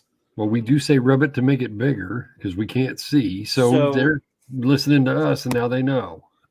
Now I'm concerned because if I vape and I enjoy pleasuring myself, does that mean that which one of those is actually going to cause the blindness? I can't speak from experience. I enjoy both, and I don't want to cut both of them out, but I also like to see. Oh my God. You got to see what you're doing. Well, no, I can definitely find it without a microscope. Not according to this. No. But this is definitely talking about Tic Tac. Anyway, vaping associated with risk of sight loss. A U.S. study has found that current e-cigarette users were 34% more likely to experience visual impairment than those who never vaped. A new study published in the American Journal of Ophthalmology has highlighted a link between vaping and the risk of developing visual impairment. Researchers reviewed the data of 1,173,646 U.S. adults aged 18 and older who were asked if they were blind or had serious difficulty seeing even when wearing glasses. The group were also questioned about whether they were former or current users of e-cigarettes or had never used the device. Now I have to ask Kevin. What? Was there a behavior that you did that maybe made your eyes water when you did it, or were around people that did it? Yeah. Before you were vaping? Yes, in fact. So when I was a kid, both of my parents smoked. Yep. And when my parents' friends were over, now I'm a kid of the 70s. So, I would walk into my parents having poker night and everybody at the table would be smoking. And as a little 5, 6, 7, 8-year-old kid, I would walk in and my eyes would immediately swell up and start watering. Yep. Now, also with the devil's lettuce. Could it be that all of that contact with cigarette smoke, which most vapors did before they were vapors, have something to do with vision problems? I'll say no, but you never know. I would say yes. You think? Okay. I think cigarette smoke made my eyes water and turn red when I was a kid, so I have to think that it is an eye irritant. Well, eye irritant, I agree. I thought you were meaning to lead into having to have glasses. Well, obviously, if you damage them, if you cause a repeated harm to your eyes, that it will indeed cause long-term changes in your eyes. But I haven't needed readers until long after I stopped smoking. That was well, everybody's fucking different, Kevin. So, you're 100 years old. Of course you're going to have trouble reading. I can barely see you. Thank goodness. Can you see this? I'm So they saying qualified their research. So this has got to be true, right?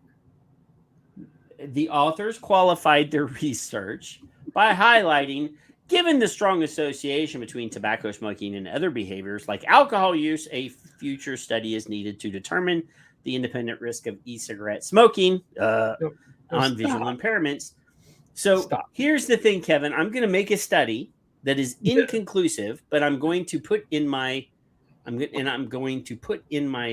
conclusion at the end of my study that more study is needed, so that I can use that as an application for more grant money to do more work so that I can make a living.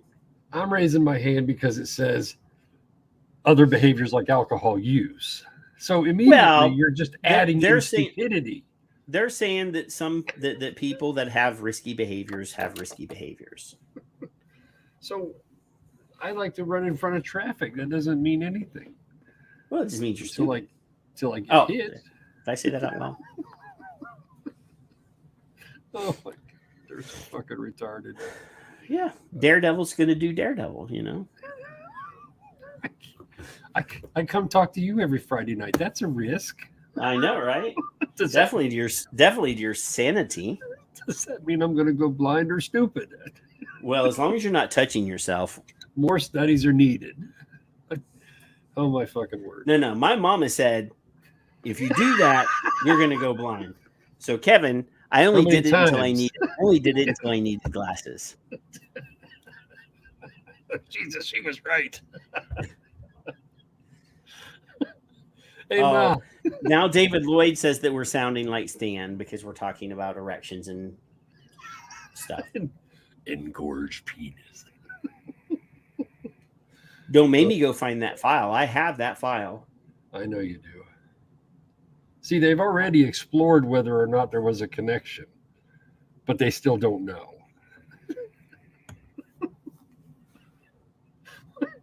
If they spent more time figuring out what's good and can be better rather than what's possibly wrong, we'd be possibly wrong. Possibly be wrong.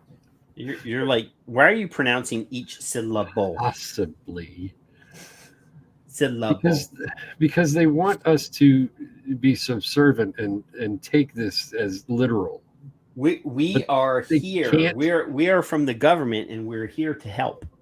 They can't explain themselves properly, so they use all this modal bullshit to get you. First, they set out to scare us because we don't want to be unable to perform. So they ran that campaign. Now they're threatening our vision. Well, yeah. They're trying to scare other people by saying you're going to go blind if you keep doing that. And your little swimmers. And we know how that worked. Well. Yeah. Yeah. Your little swimmers. You're going to shoot blanks. So I don't know, Kevin. It makes me very sad. This is worrisome to me. And yeah, the comments are rarely ever allowed anymore. I'm impressed. There's 0 comments, and you must be logged in to make a comment, Kevin. Well, yeah, of course. Did you see? I don't know where you're going. So, did you see Dr. John Oyston on Twitter this week? Yes, I did see that. Okay, I didn't know if you were bringing that up or not. I wasn't, but I might be able to find it. I got it. It's on the Victor share screen already. No, it's not. There it is. Oh, can't see. Yes. John has been a speaker at the This is not SRNT. This is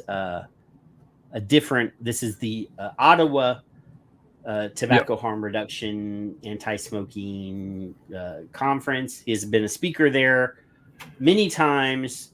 And now because he says something nice about vaping, he has been banned. And his invitation has been withdrawn. On his description of himself. He's a hiker, mountain lover, traveler, anesthesiologist, doctor, anti-tobacco activist, native plant guy, and photographer. So he's been way out of my radar. I've never heard of him, sadly. Until he's been banished from tobacco control. Somebody hit this specific tweet, and I was like, so they don't like discourse. So you got Juco, of course, Greg, and a few others. But what I wanted to do, because we're highlighting him, is click on the tweet and then go on the oh goodness gracious, 26 quoted tweets. Holy crap! So disgrace. Well, look who's there, a friend of ours, Jolanda. So this is absolutely disgraceful. Blacklisted for supporting science. Yep. Enough already. I don't know who that is offhand. Oh, look who's there. It's outrageous. Any organization, Dr. Tyndall, that any organization that exists to reduce the massive health impacts of smoking is still mired in a rigid abstinence-only model and refuses to listen to other approaches. They are literally killing people with their stances. Vaping saves lives. Kasa, refusing to listen to different opinions is not conducive to progress. You didn't even know I knew how to say conducive, did you? I'm surprised that you were able to pronounce it, but hey, this is almost exactly the same thing as confirmation bias. Oh, you think? That's why I had this one ready. Oh, look at that. It's almost like this thing went all the way around to where we started again. Will we ever stop people smoking? Mr. Barron, I don't know who that is. Eddie D makes you wonder who the real addicts are. Seismic. Look at Pirate. Oh, look at it. Oh, this is like a who's who of our friends. I've seen a lot of talk about how the public doesn't trust public health as this pandemic continues, which is absolutely relevant. This is one of the very good reasons why active censorship and suppression of science is occurring by both government health agencies and NGOs. So how pathetic. You can see what direction the my way or the highway crowd is heading, and that's a direct thing with Dr. Siegel from years ago. This is all the same quotes. I'm a dork. Hey, some schmuck named Vaping it's there. I'm a doofus.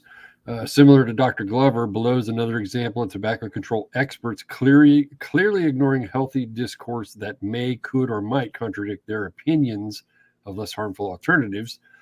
And I did my little hashtags. Big B, Bruni. Just because one has accepted the scientific studies. Kevin, you're going through here, and I'm just looking at the number of people that responded to this. Beautiful humans, yeah. But I would say 90% of the names that you've shown so far are past guests of this show. Yeah, isn't it crazy? Yeah. So it's almost like my plan is working. Yes. Exactly. It's a cheap shot to silence the truth by those that want prohibition on a product that works for tens of millions of ex-smokers, fearing they will lose funding. Big B. Paul, I am not following. I don't know who he is. I don't know that, Paul. That's one. He's tagging them specifically, or tagging her specifically, who's part of it, I'm assuming. It's a direct result of your actions. You set an example by smearing certain doctors. That's why I mentioned Dr. G. Shocking. How can we make progress by limiting voices? And I'll Maria. speed it up. We're all in good, or she said I am in good company. Dr. That's Maria's the Canadian woman. She's awesome. Yep. This is Anita. This medical doctor has an identified affiliation. He believes in saving lives, not pandering to money monger organizations. He actually believes in do no harm. Maria again. It's insane while the rest of us are living in 2022. Tobacco control still thinks it's 1984. I'm going to link this in Twitter in this city. Oh, Joel Gitali. That's my buddy. He wants this to happen. That's all I'm going to say. He's an asshole. He's an asshole from Africa. Not all Africans are assholes, but that is one particular African asshole. Yes, specifically. Johnny Two Vapes, the only way for public health echo chamber to exist in denial of the overwhelming scientific consensus that vaping is harmless and effective. No. I know. This I is know. my It's a one silent bone of all who contention speak. with this ass. Or with I know. Johnny I Two know. Vapes is that he will not admit that there is some harm, and I know. harmless is not the Hamish. right word. Hey, there's Hamish. Hamish. Now Ham. this one Terho is in any language, so I'm not gonna do it. Yeah, that looks Icelandic or something. I need Juka. I did click his, and then I read it, and then I said in any language over him. Hamish is on there. That looks kind of Icelandic to me. Yeah, Hamish is on there. 95% harm reduce, and anonymous Drew. I know Drew. Yep.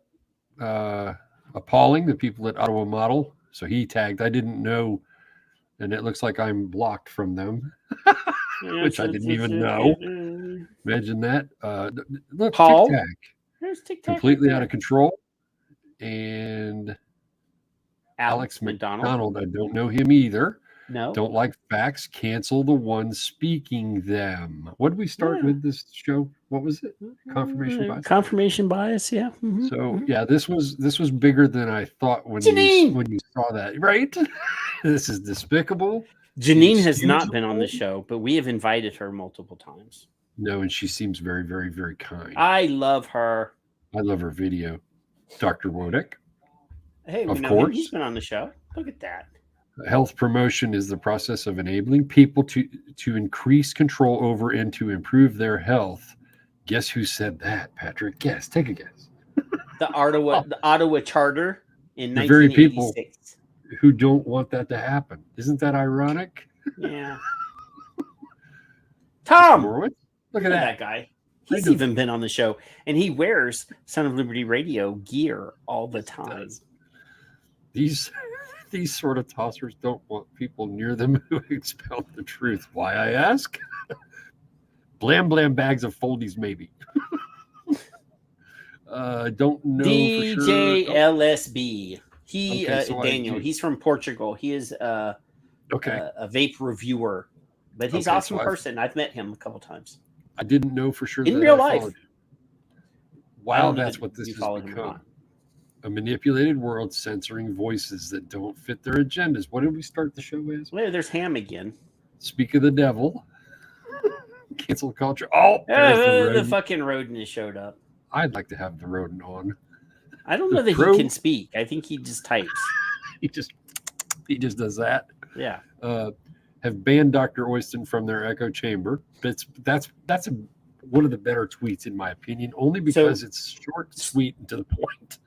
Pause for a second. Janine says that she's actually a bit of an arse. No. Then you would fit right in to this program. I don't believe because I am an asshole. You're a whole ass. And Kevin is a dumb ass. So we just need a regular old arse right in between. Jerry Reed. No, that was something else. But I just saw Jerry Reed. So 20-something people said, hey, wait a minute. So I followed him. He didn't follow me back. I don't care. He's got many more tweets since then. And I would love for you guys to follow him just because he's like, it immediately reminded me of Dr. Glover. So I don't understand. Well, I do understand. Well, he's right in there with the SRNT 15. He is a tobacco controller who has opened their eyes. Yep. And like Cliff Douglas and all the other SRNT guys have realized that repeating the same shit that doesn't work over and over again and expecting different results is a waste of time. So it's in the YouTube chat. It'll be here in Facebook in a second. I encourage anybody on Twitter to, if you're not, be on it. And then if you're on it, follow him, don't follow him. Make a comment above him. Show him some support. Yes. Retweet, a quote retweet. Preferably. Not an overtweet. It's irresponsible of these fucking people. They're going to kill people. And they don't care, Kevin. They don't care. They don't care. Have you not realized at this stage, after all this time, that these people are going to kill people, and they don't care. They don't care. They just don't. So I don't know who Dr. Oyston is. He's a Canadian doctor, apparently. There was a comment earlier that he's a well-respected Canadian person. Well, that's more than I need to know right there. That's it. All I know is when you have confirmation bias and your cognitive dissonance takes over and you can't think for yourselves and you have to go with the flow because this is the way we've always done it, people. Let's not change our minds or make any waves. Then you're a dumbass. Dumbass. You're lower than me. Oh, here. This is a brand new. This is I just now. This is the most recent hit on my Google search, Kevin. Is it porn? No. Oh, okay. Study says COVID-19 could be spread from vaping. We've already so fucking disproven this. So let's see. It will spread exactly the same. This was published tonight at 9:16 p.m. Central Time. So what time is it now? It is. I smell. This is an hour and a half old. I smell desperation. So it says a new study shows people are 5 to 7 times more likely to catch COVID-19 if they vape. Danny Zane started vaping at a young age, probably started vaping late in high school, and it's been about 7 years. Danny Zane said he likes to vape because he enjoys nicotine. See Dick run, see Dick fall, see Dick die. I can still smoke, and I don't smell bad. Yeah. What is it? I can still smoke, and I don't smell bad. What? It's just because they're stupid. Oh, this is this dumbass calling vape smoke. Okay.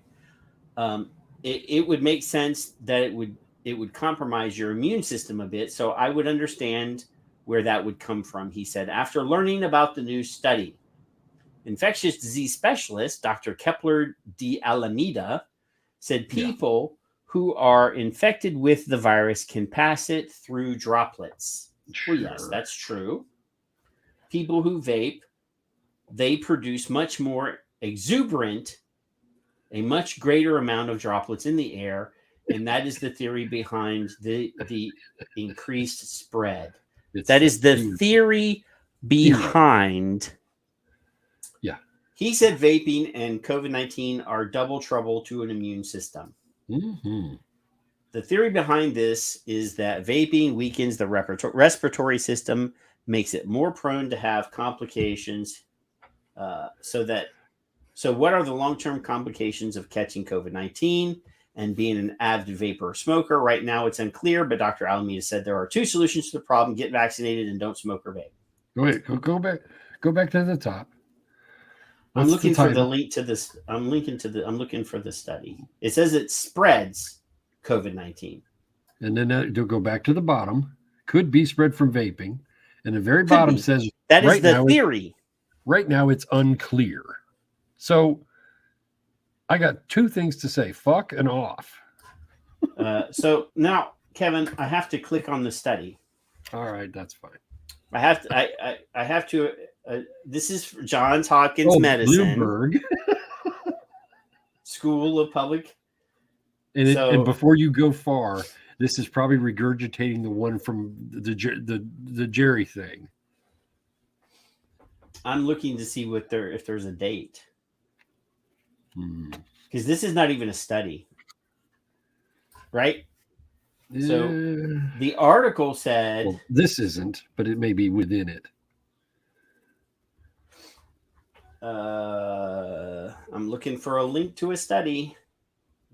So lung damage. I'm not sitting here fucking reading this. This is bullshit anyway. No.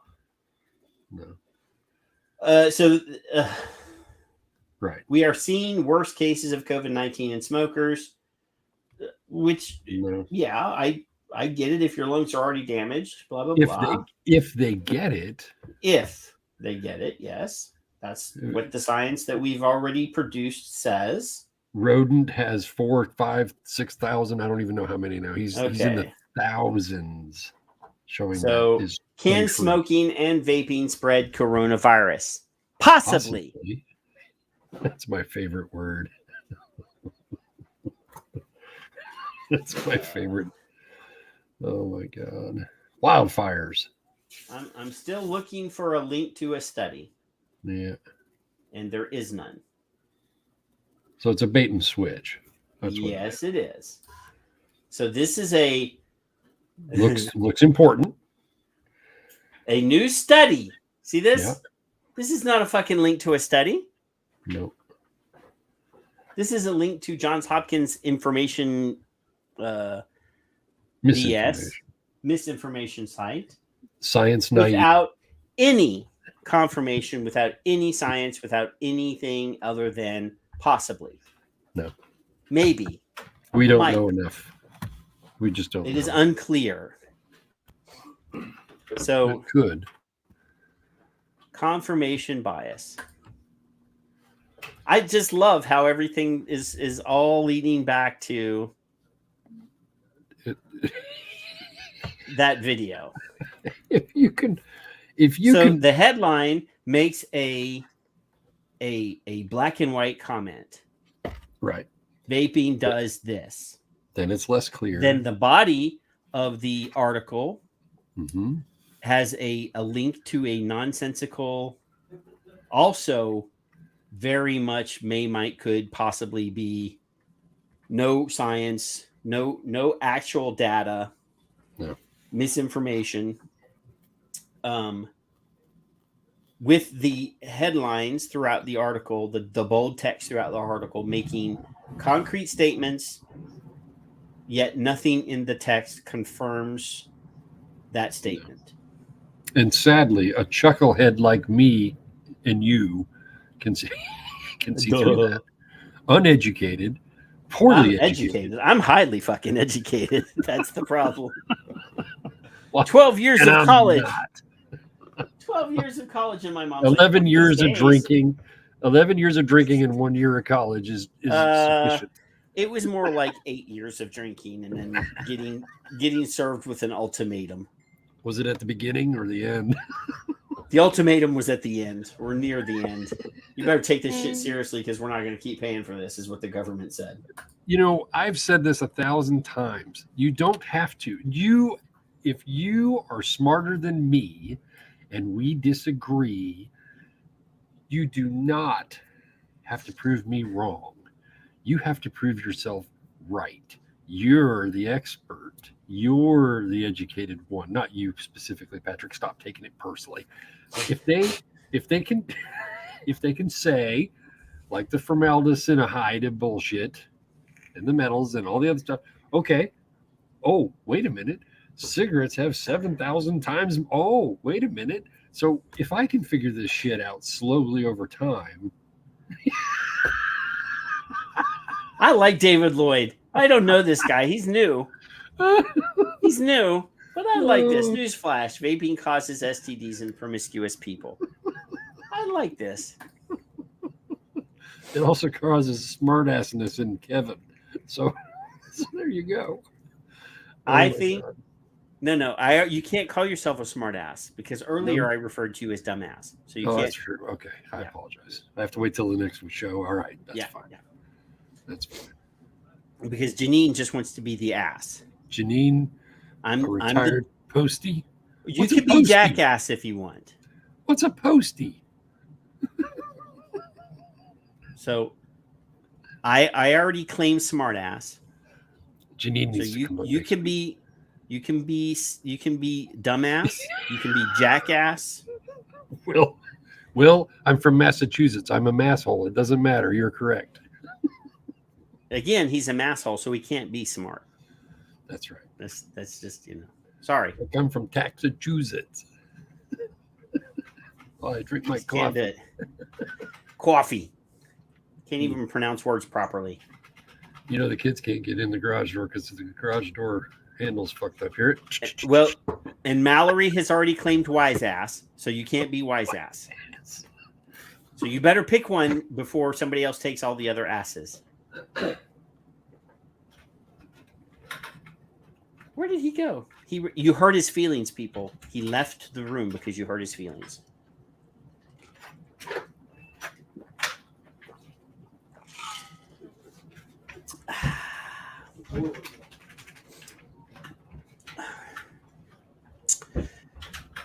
I think he's going to refresh his coffee. I'm getting coffee. Yeah, see, I was right. So professional, just to leave the microphone hot and walk away.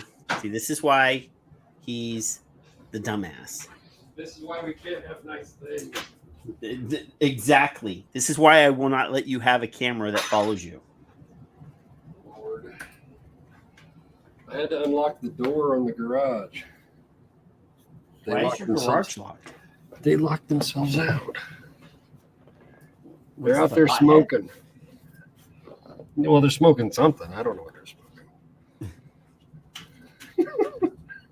So, How did you lock yourself out? They get it naturally. they got it from you. That is the fruit of your loins. That's right. I need to get the Smokey and the Bandit clip. Which one? Where Jackie Gleason Junior? was beat. You could not have come from my loins. Yeah, I gotta get that. That's one of my favorite.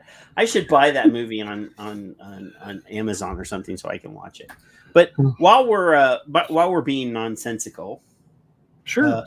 I would like to point out that for a limited time, while we're on the show, and I guess during the weekend, the hashtag Son of Liberty Radio show vape bands and bracelets.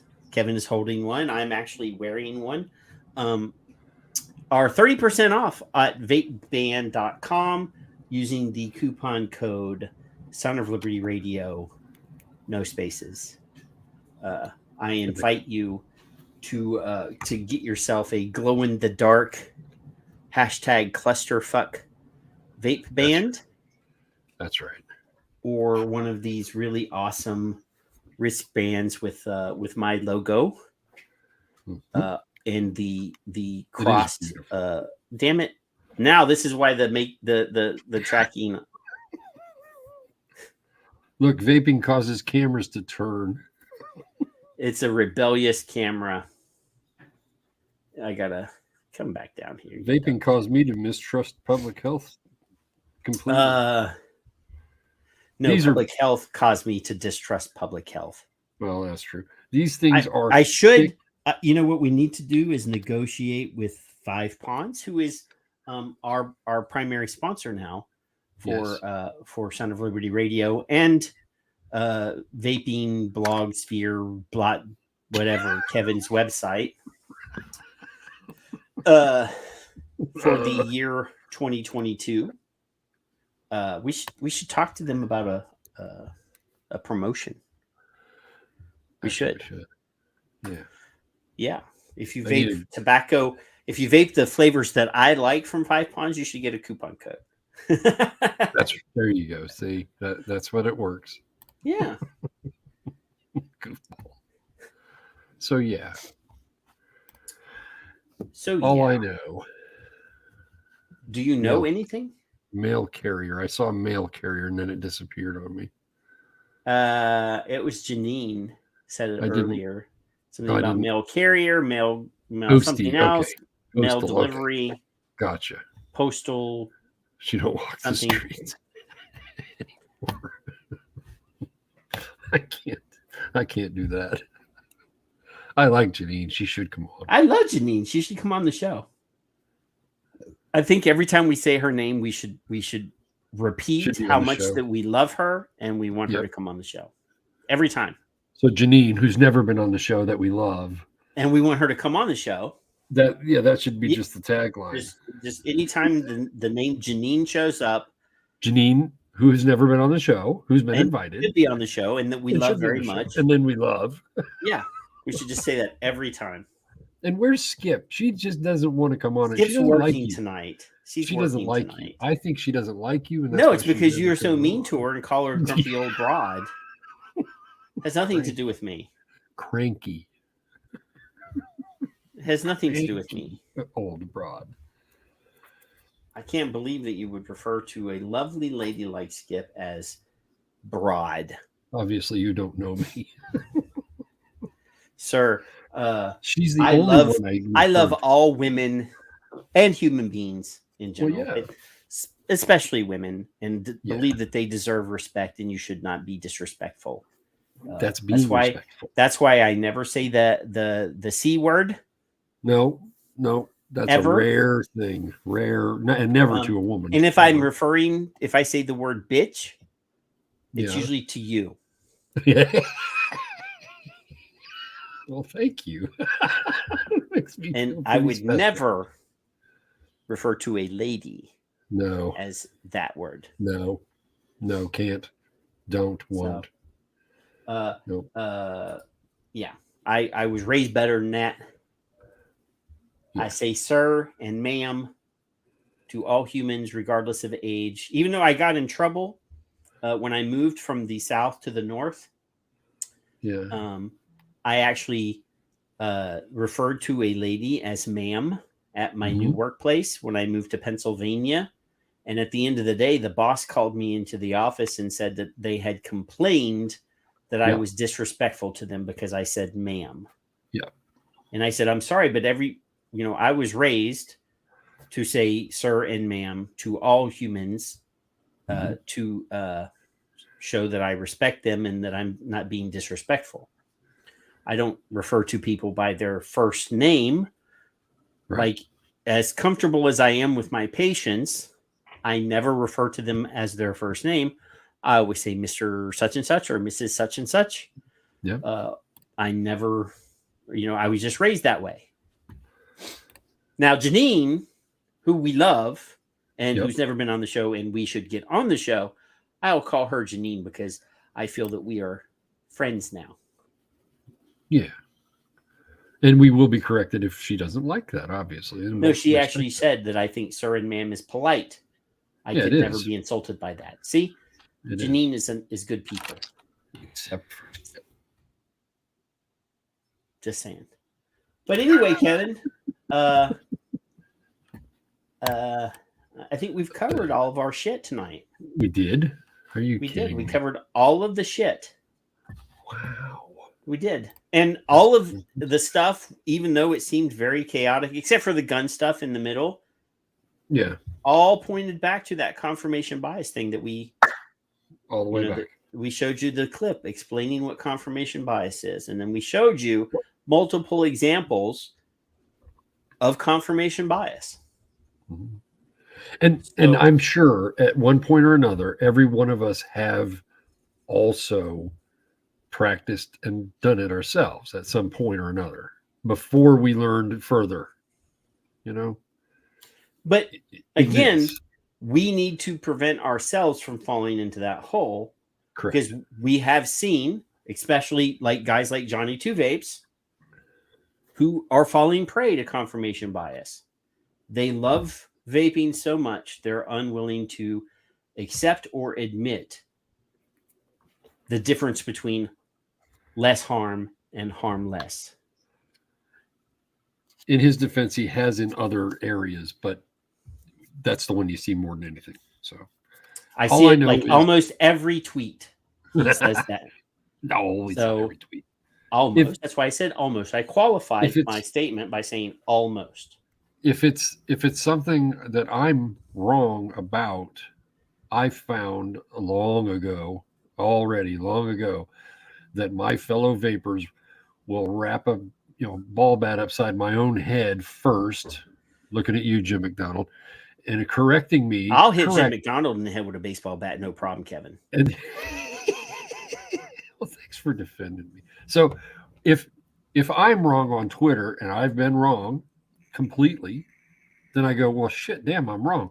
But that's the beauty of the people that I have on my Twitter line, is that once we know we're wrong, we correct ourselves and move on from that and learn from that. And we don't keep that bias in our brains. We go, wait a minute, that's incorrect. And Bill has told me things. I'm sure you've told me things. I'm sure Bill, Fig told me I'm things. sure Bill has corrected you many times. At least once. It's not, and I've corrected others. I've said that's not helping. Trying to have an actual thread in a conversation with a professional in the first 6 months or a year of my tenure on Twitter. See, now I want to call your attention to Janine's comment. She says that she would be a deer in the headlights if she was on the show. She's this is no different than any Zoom meeting or conversation at all. We're just having nobody else is here. It's just me, Kevin, and you. And we don't even like each other. So no, we hate each other. Clearly talk to you. But we both love you and think you should come on the show. And yes, Steve, my math sucks. I've been corrected on math. A timer 50. I have a rodent. Vlad is my friend. I do want to address David Lloyd says, ma'am is how you refer to the queen. Okay. I know plenty of queens that are not insulted when I call them ma'am. Some of them prefer that. There you go. I personally don't see the point of putting your pronouns in your Twitters, but if that's your thing, that's your thing. I mean, it doesn't, Oh, wait. Janine's been on many shows. What? What? Mallory's ratting her out. I know that she did a video where she was I know on cam and professionally lit and everything. We played it, didn't we? Yeah. At least twice. Well, I remember at least once. I don't want to inflate that, but technically she's been on the show, but not live. Is she afraid that our personalities will overwhelm her? I don't believe so. Well, we can go back to the original first show. I will go Dr. back tomorrow with Glover, level for you if you until we realize that she, had a sense of humor and since she said shit bot when shit, she said no, she said bot shit. At the very end of the show, she said bot shit, and we went, what? She was like, I'm going to hold these boys for the next 2 hours. But what's funny, after that first show, we were on for 4 hours that night. And she said 1, right? I never told her to stay. Here's the thing. But the next day, she said, I enjoyed myself on your show, and I will come back anytime, but I need to limit it. I would like to limit it to 1 hour. And you said fine. Every other fucking time that she's been on the show, I've said, when you need to leave, just let us know. And she has never let us know. And she's been a 3-hour show, 4-hour show. I'm like, I'm not holding you here, but she enjoys the show so much when we're on because, we just try to have fun conversations that she forgets that she only wanted to be on for an hour every time. And we're not manipulating the narrative. We're not manipulating the conversation. Why would we ever want to edit the show? And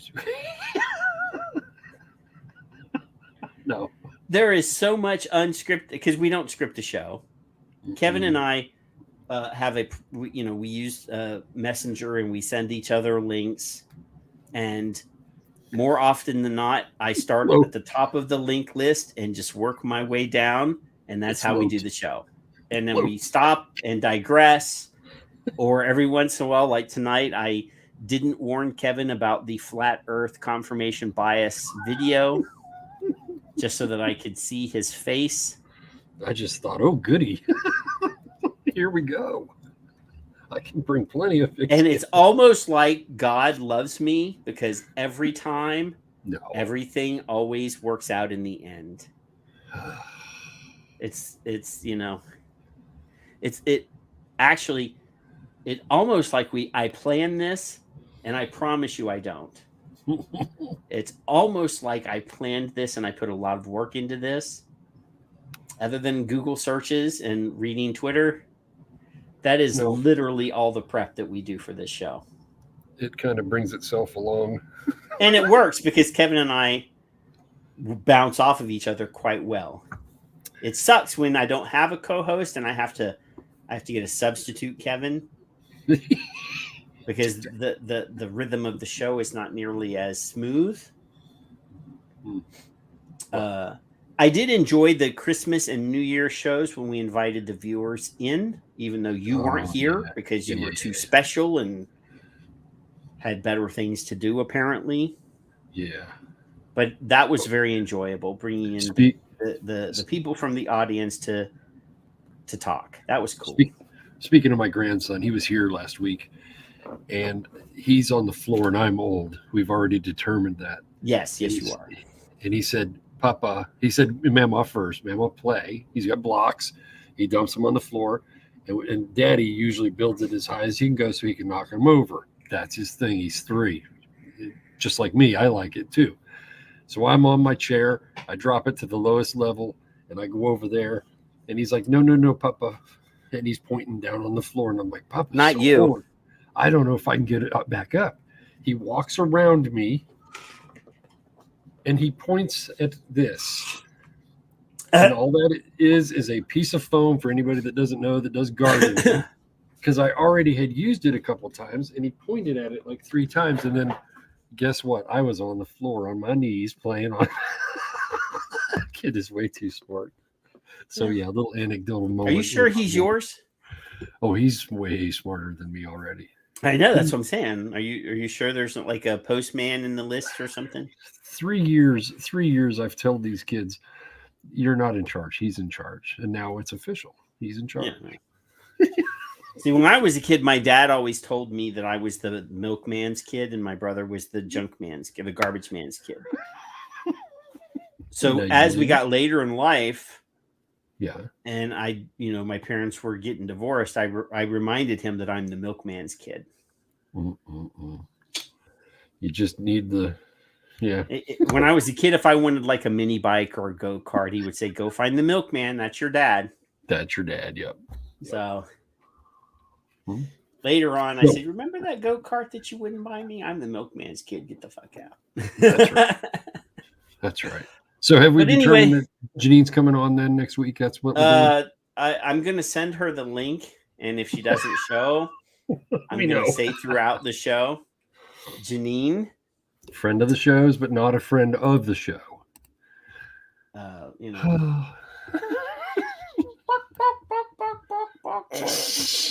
Skip has been on. She's been on twice? Skip's been on. Well, she was on once. She couldn't connect or something. But we replayed it multiple times. Yeah. Oh, of course. That was, and if you haven't watched the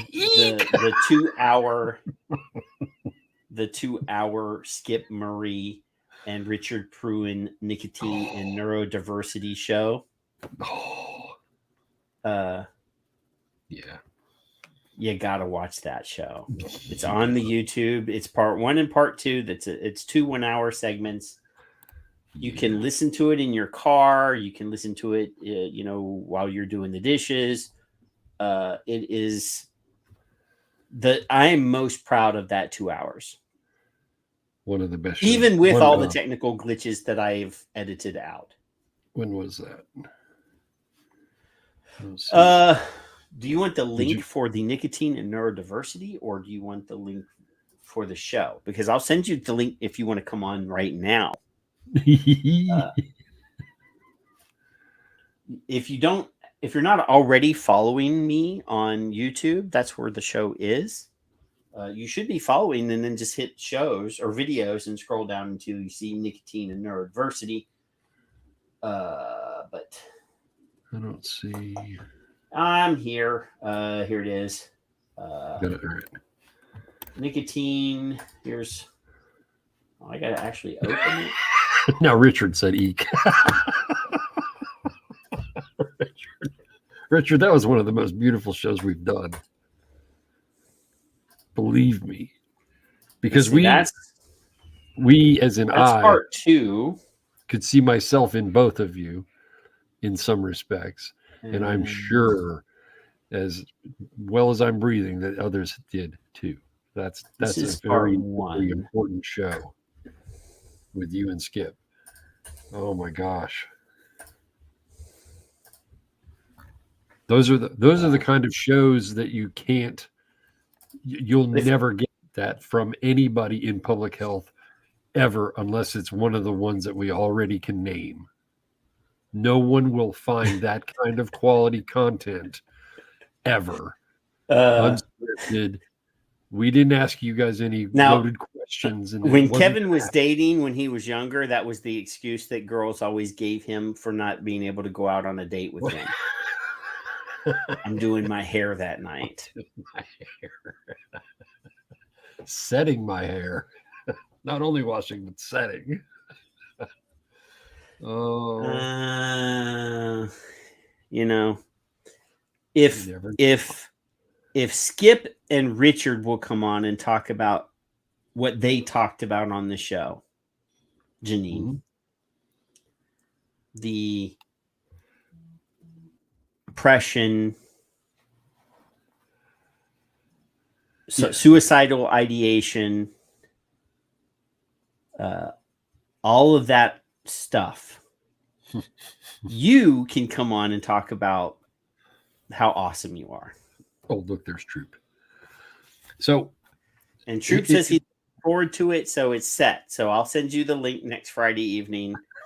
I'll direct message it to you on Twitter so that you can find it. I don't have enough hair to roll in curlers. There's no way we could even try to script anything. It's like a free-for-all. No, it's a free-for-all. All we do is talk about what pisses you off. Yeah. I mean, really, 99% of our shows, that's the theme of the show. Find something that pisses you off, and that's what we're going to talk about for 2 or 3 hours. Mm-hmm. That's a good idea. And Janine, if you can do a Zoom conversation, I'll just turn your chat on. As far as you'll know, it's you, me, and Kevin just having a private conversation. Yep. I mean, really, that's the only way to approach the show. Yep. It is as somebody that's been doing this for 10 years, I can glance at the chat room and sort of stay, and Kevin glances at the chat room and he's sort of doing this. So we split our time looking at the chat room. No one of us is focusing on the chat room. The guest doesn't ever have to look at the chat room. No. Let me check my dance card. You know, I asked Ruth Malone to go to A Billion Lives a few years ago. And she said she was doing her hair. She was doing her hair, and I couldn't get her to go. I was going to escort her down the aisle. Wife be damned, you know. Been stood up before. I'm just waiting for a Canadian guest to come on the show and not be an idiot. Invite Dr. Oyston on. No, we've actually had good Canadian guests on the show. Sean's been on the show. Dr. Mark Tyndall's been on the show. So, yeah. Bill's been on the show. Bill was a substitute Kevin once. Janine, in fact, if you want to roast us, you could. Actually, Janine, we could. Yeah. I could test you out to be the substitute Kevin for the next time Kevin blows us off. I got an anniversary coming up. Let me look at what day it is. You should be all right.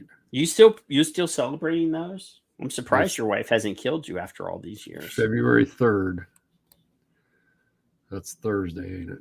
1, 2, 3. I should find a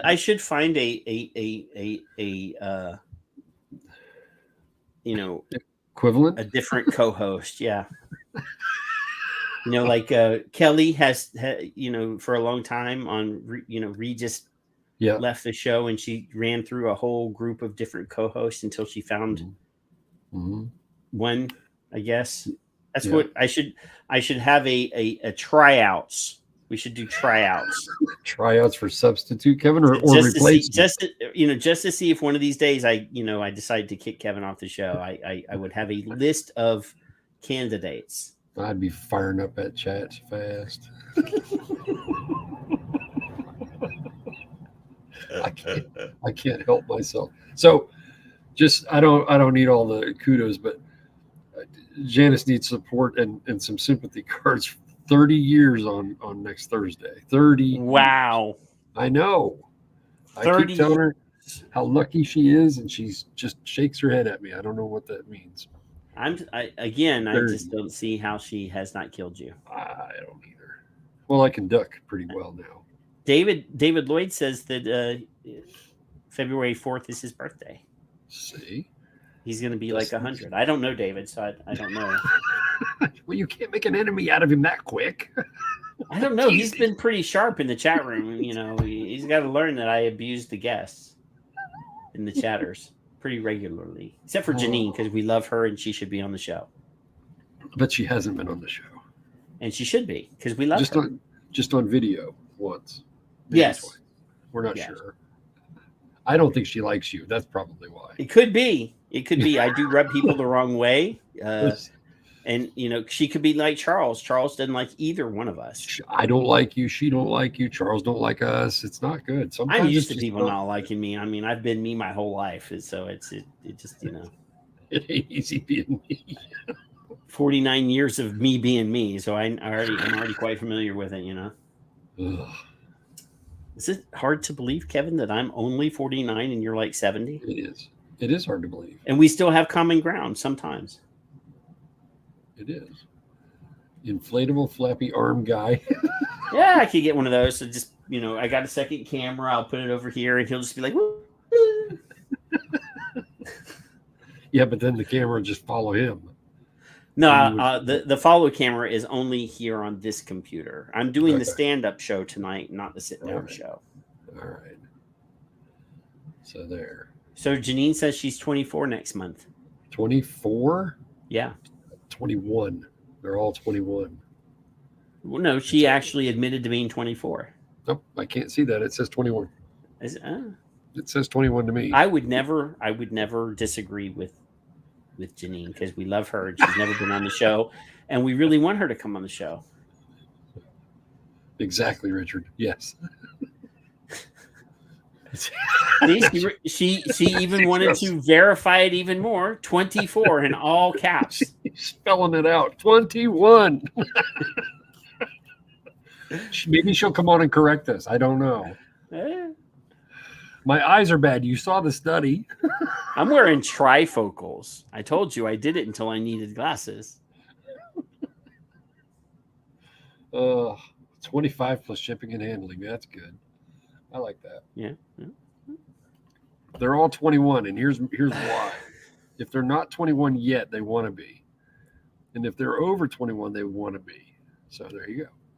No, I actually, you know, I somebody was circulating one of these things on Twitter or Facebook or whatever.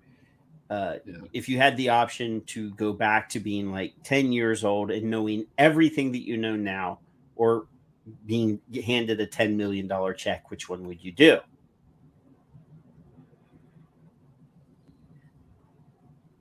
Are you asking me or are you telling me? Yes, I'm asking you. That's a Facebook question or a Twitter question that I saw the other day. And I'm like, I think I would go back to being 10 so I could do it all over exactly the same because I love my life. I could do 99% of it.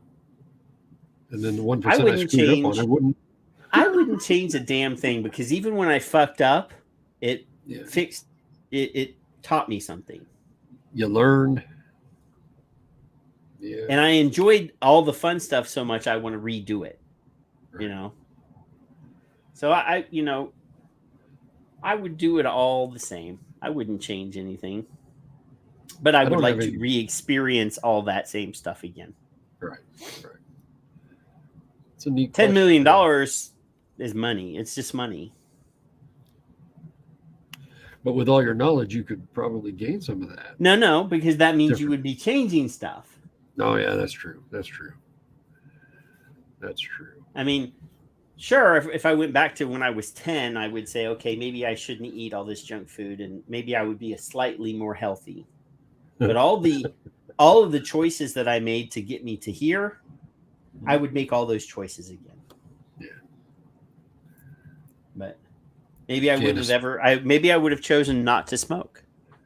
Janice probably. And then I wouldn't be here. And Janice would marry that handsome guy that she was dating before she dated you. Dave said, "Nope, give me the money." Don't drink the Everclear. All the fun stuff I did while drinking Everclear. Mad Dog. I never was that stupid. Old English 800 malt liquor was about as stupid as I would go. No, I like Great Mad Dog. I really, really, really liked it. It was good. I tried it about 3 or 4 years ago again, and I was like, how could I have ever drank this shit? Yeah, I'm already... See, $10 million and I'm almost 50, or going back to being 10 and starting over and doing it all again. Yeah. Money is something I can always have. Mm-hmm. And that's coming from somebody that has a fairly good career and has a comfortable life. You know, I have no reason to complain about where I am. I'm not bragging. I mean, we're not rich, but we live quite comfortably. Money is just not that big of a deal because I have some.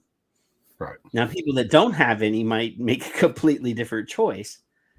But yeah, money is always there to be made. Yep. Anyway, Kevin, I guess since we did all this stuff and we proved and explained what confirmation bias is, we have completed our mission for the night. That's right. So what would you like to say goodnight to our friends with? I would like to say goodnight to our friends with, I love every damn one of you. I'm glad to see there's some new faces in here. I don't know how you found us. Tell us how you found us. Somebody shared it somewhere. Richard Pryor found us. He's staying up. It's like 3 a.m. in the UK or something like that. I know. Dedicated. Absolutely dedicated. The idea that we can not have confirmation bias is a goal. Because early on, I did follow Chapman. I did follow Glantz. I did follow Ruth, who finally blocked me this past year, because I thought maybe I could learn something. And then quickly I realized, even before they blocked me, that they are not listening to me at all. I don't think Ruth Malone has anything to teach you because she's just going to regurgitate propaganda. She doesn't. They don't. She's not interested in educating in new facts. No, they don't have anything to say to prove themselves right, and it's a lot of times actually sad. You can go through my Twitter line. God love you if you do, but I actually have examples where I'm nice and polite and asking valid questions, and they just block. So when you have someone who I'm assuming is esteemed as Dr. Oyston, I don't know him. I haven't watched him until this week. I just started following him, and I hope to learn something from him possibly. I've learned more from the people who are willing to talk to us and engage with us than I have from anybody before they blocked me, and that makes me sad. So if you're on Twitter, you should, and I encourage you to support those people who are telling the truth, because they're being blackballed for telling the truth. And if they want us to trust them, why would they blackball people? So it brings a lot of points when they're being ironic about what they're saying and what they're actually doing. That's sad. And I want everybody to call them out on it. I ain't shutting up. I hope you ain't shutting up. I know everybody in the room. I don't know. I don't even know what the definition of shutting up means. Dave, if you're on Twitter, I'm vaping it. And Patrick, you are at Knock Noir. If you follow me, I'll follow you. Basically, I don't look at what else you like or don't like. I don't go by that. So hey, dude, I do like comic book tweets and all sorts of nerdy stuff and vaping stuff. You know, this is the thing. Our enemies will look at our Twitters, and if our Twitters are only one thing, then we have to be paid shills. there is more than one dimension to you as a human being, and you have more than one interest, whether that's comic books, science fiction, gun control, or gun rights, Second Amendment stuff.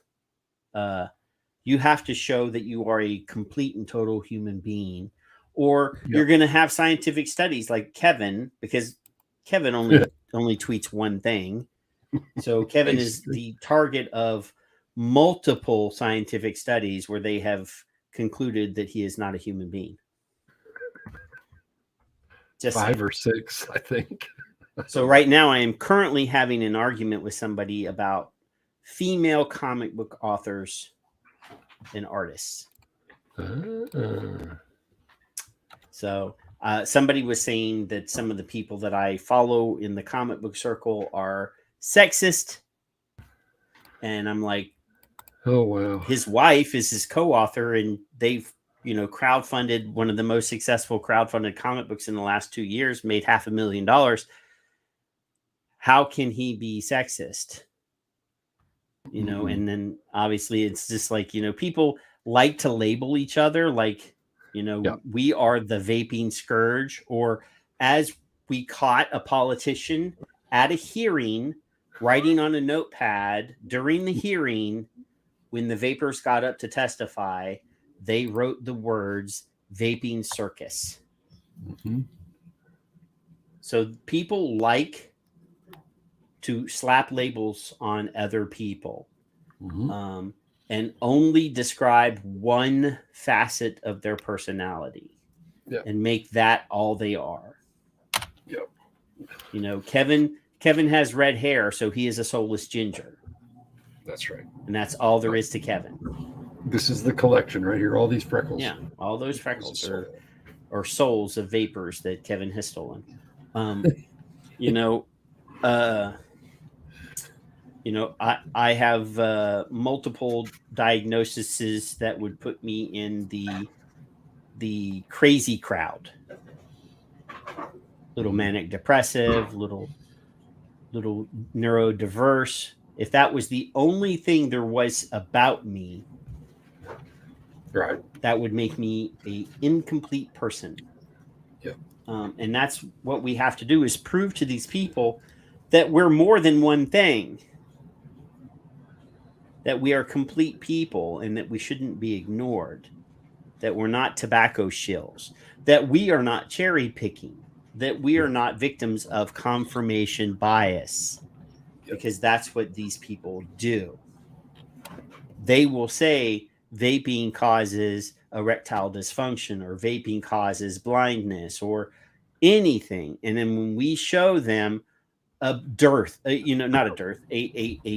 wide gulf of science that proves vaping is safer, you are cherry picking. How is me showing you 20 different studies cherry picking when you're showing me one?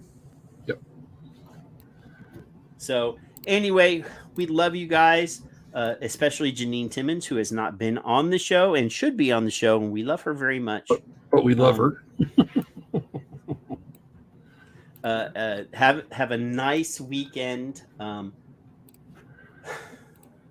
When you get to the point where you have been saying the same thing on Twitter to the same ideologue for a year, and they are not adjusting, they are not learning, they're not even trying, there is a time when you should say, you know what, there's no point in me talking to hear Turk. It is pointless. If you've ever noticed, the people that we're fighting, the only people that are commenting on their Twitter is us. Tahir Turk has less than 200 followers, and he is a professor of social media campaigning in public health. And he only has 200 followers. How can he be successful? Now, if you go to his LinkedIn, you'll see that he is a paid shield of Bloomberg, of what's the other global strategies group that Bloomberg siphons money through? Anyway, 5 or 6 different Bloomberg funded organizations this guy works for. So there's no point in even attempting to talk to him. And I know that you ought to shoot at him because it's like shooting fish in a barrel, but you should actually start working on people that you may actually change. That's what I'm saying. So anyway, love you guys. Have a great weekend. If you get a moment, go watch Behind the Curve on Netflix if you want to watch a documentary about confirmation bias and flat earthers. And we will be back in a week. And we'll have other shit to talk about. And maybe we'll have a laugh or two. And Janine will be here. Maybe she will. No, she's going to be here. I'm going to get one of my Canadian mafia guys to go to her house and turn the camera on. Send Ray after her. It's going to be like a flannel shirted dude. Maybe a Canadian tuxedo. Oh. But anyway, love you guys. Love you guys. Even though Charlie doesn't like us, we love him. That's right. We do. So anyway, bye. See ya.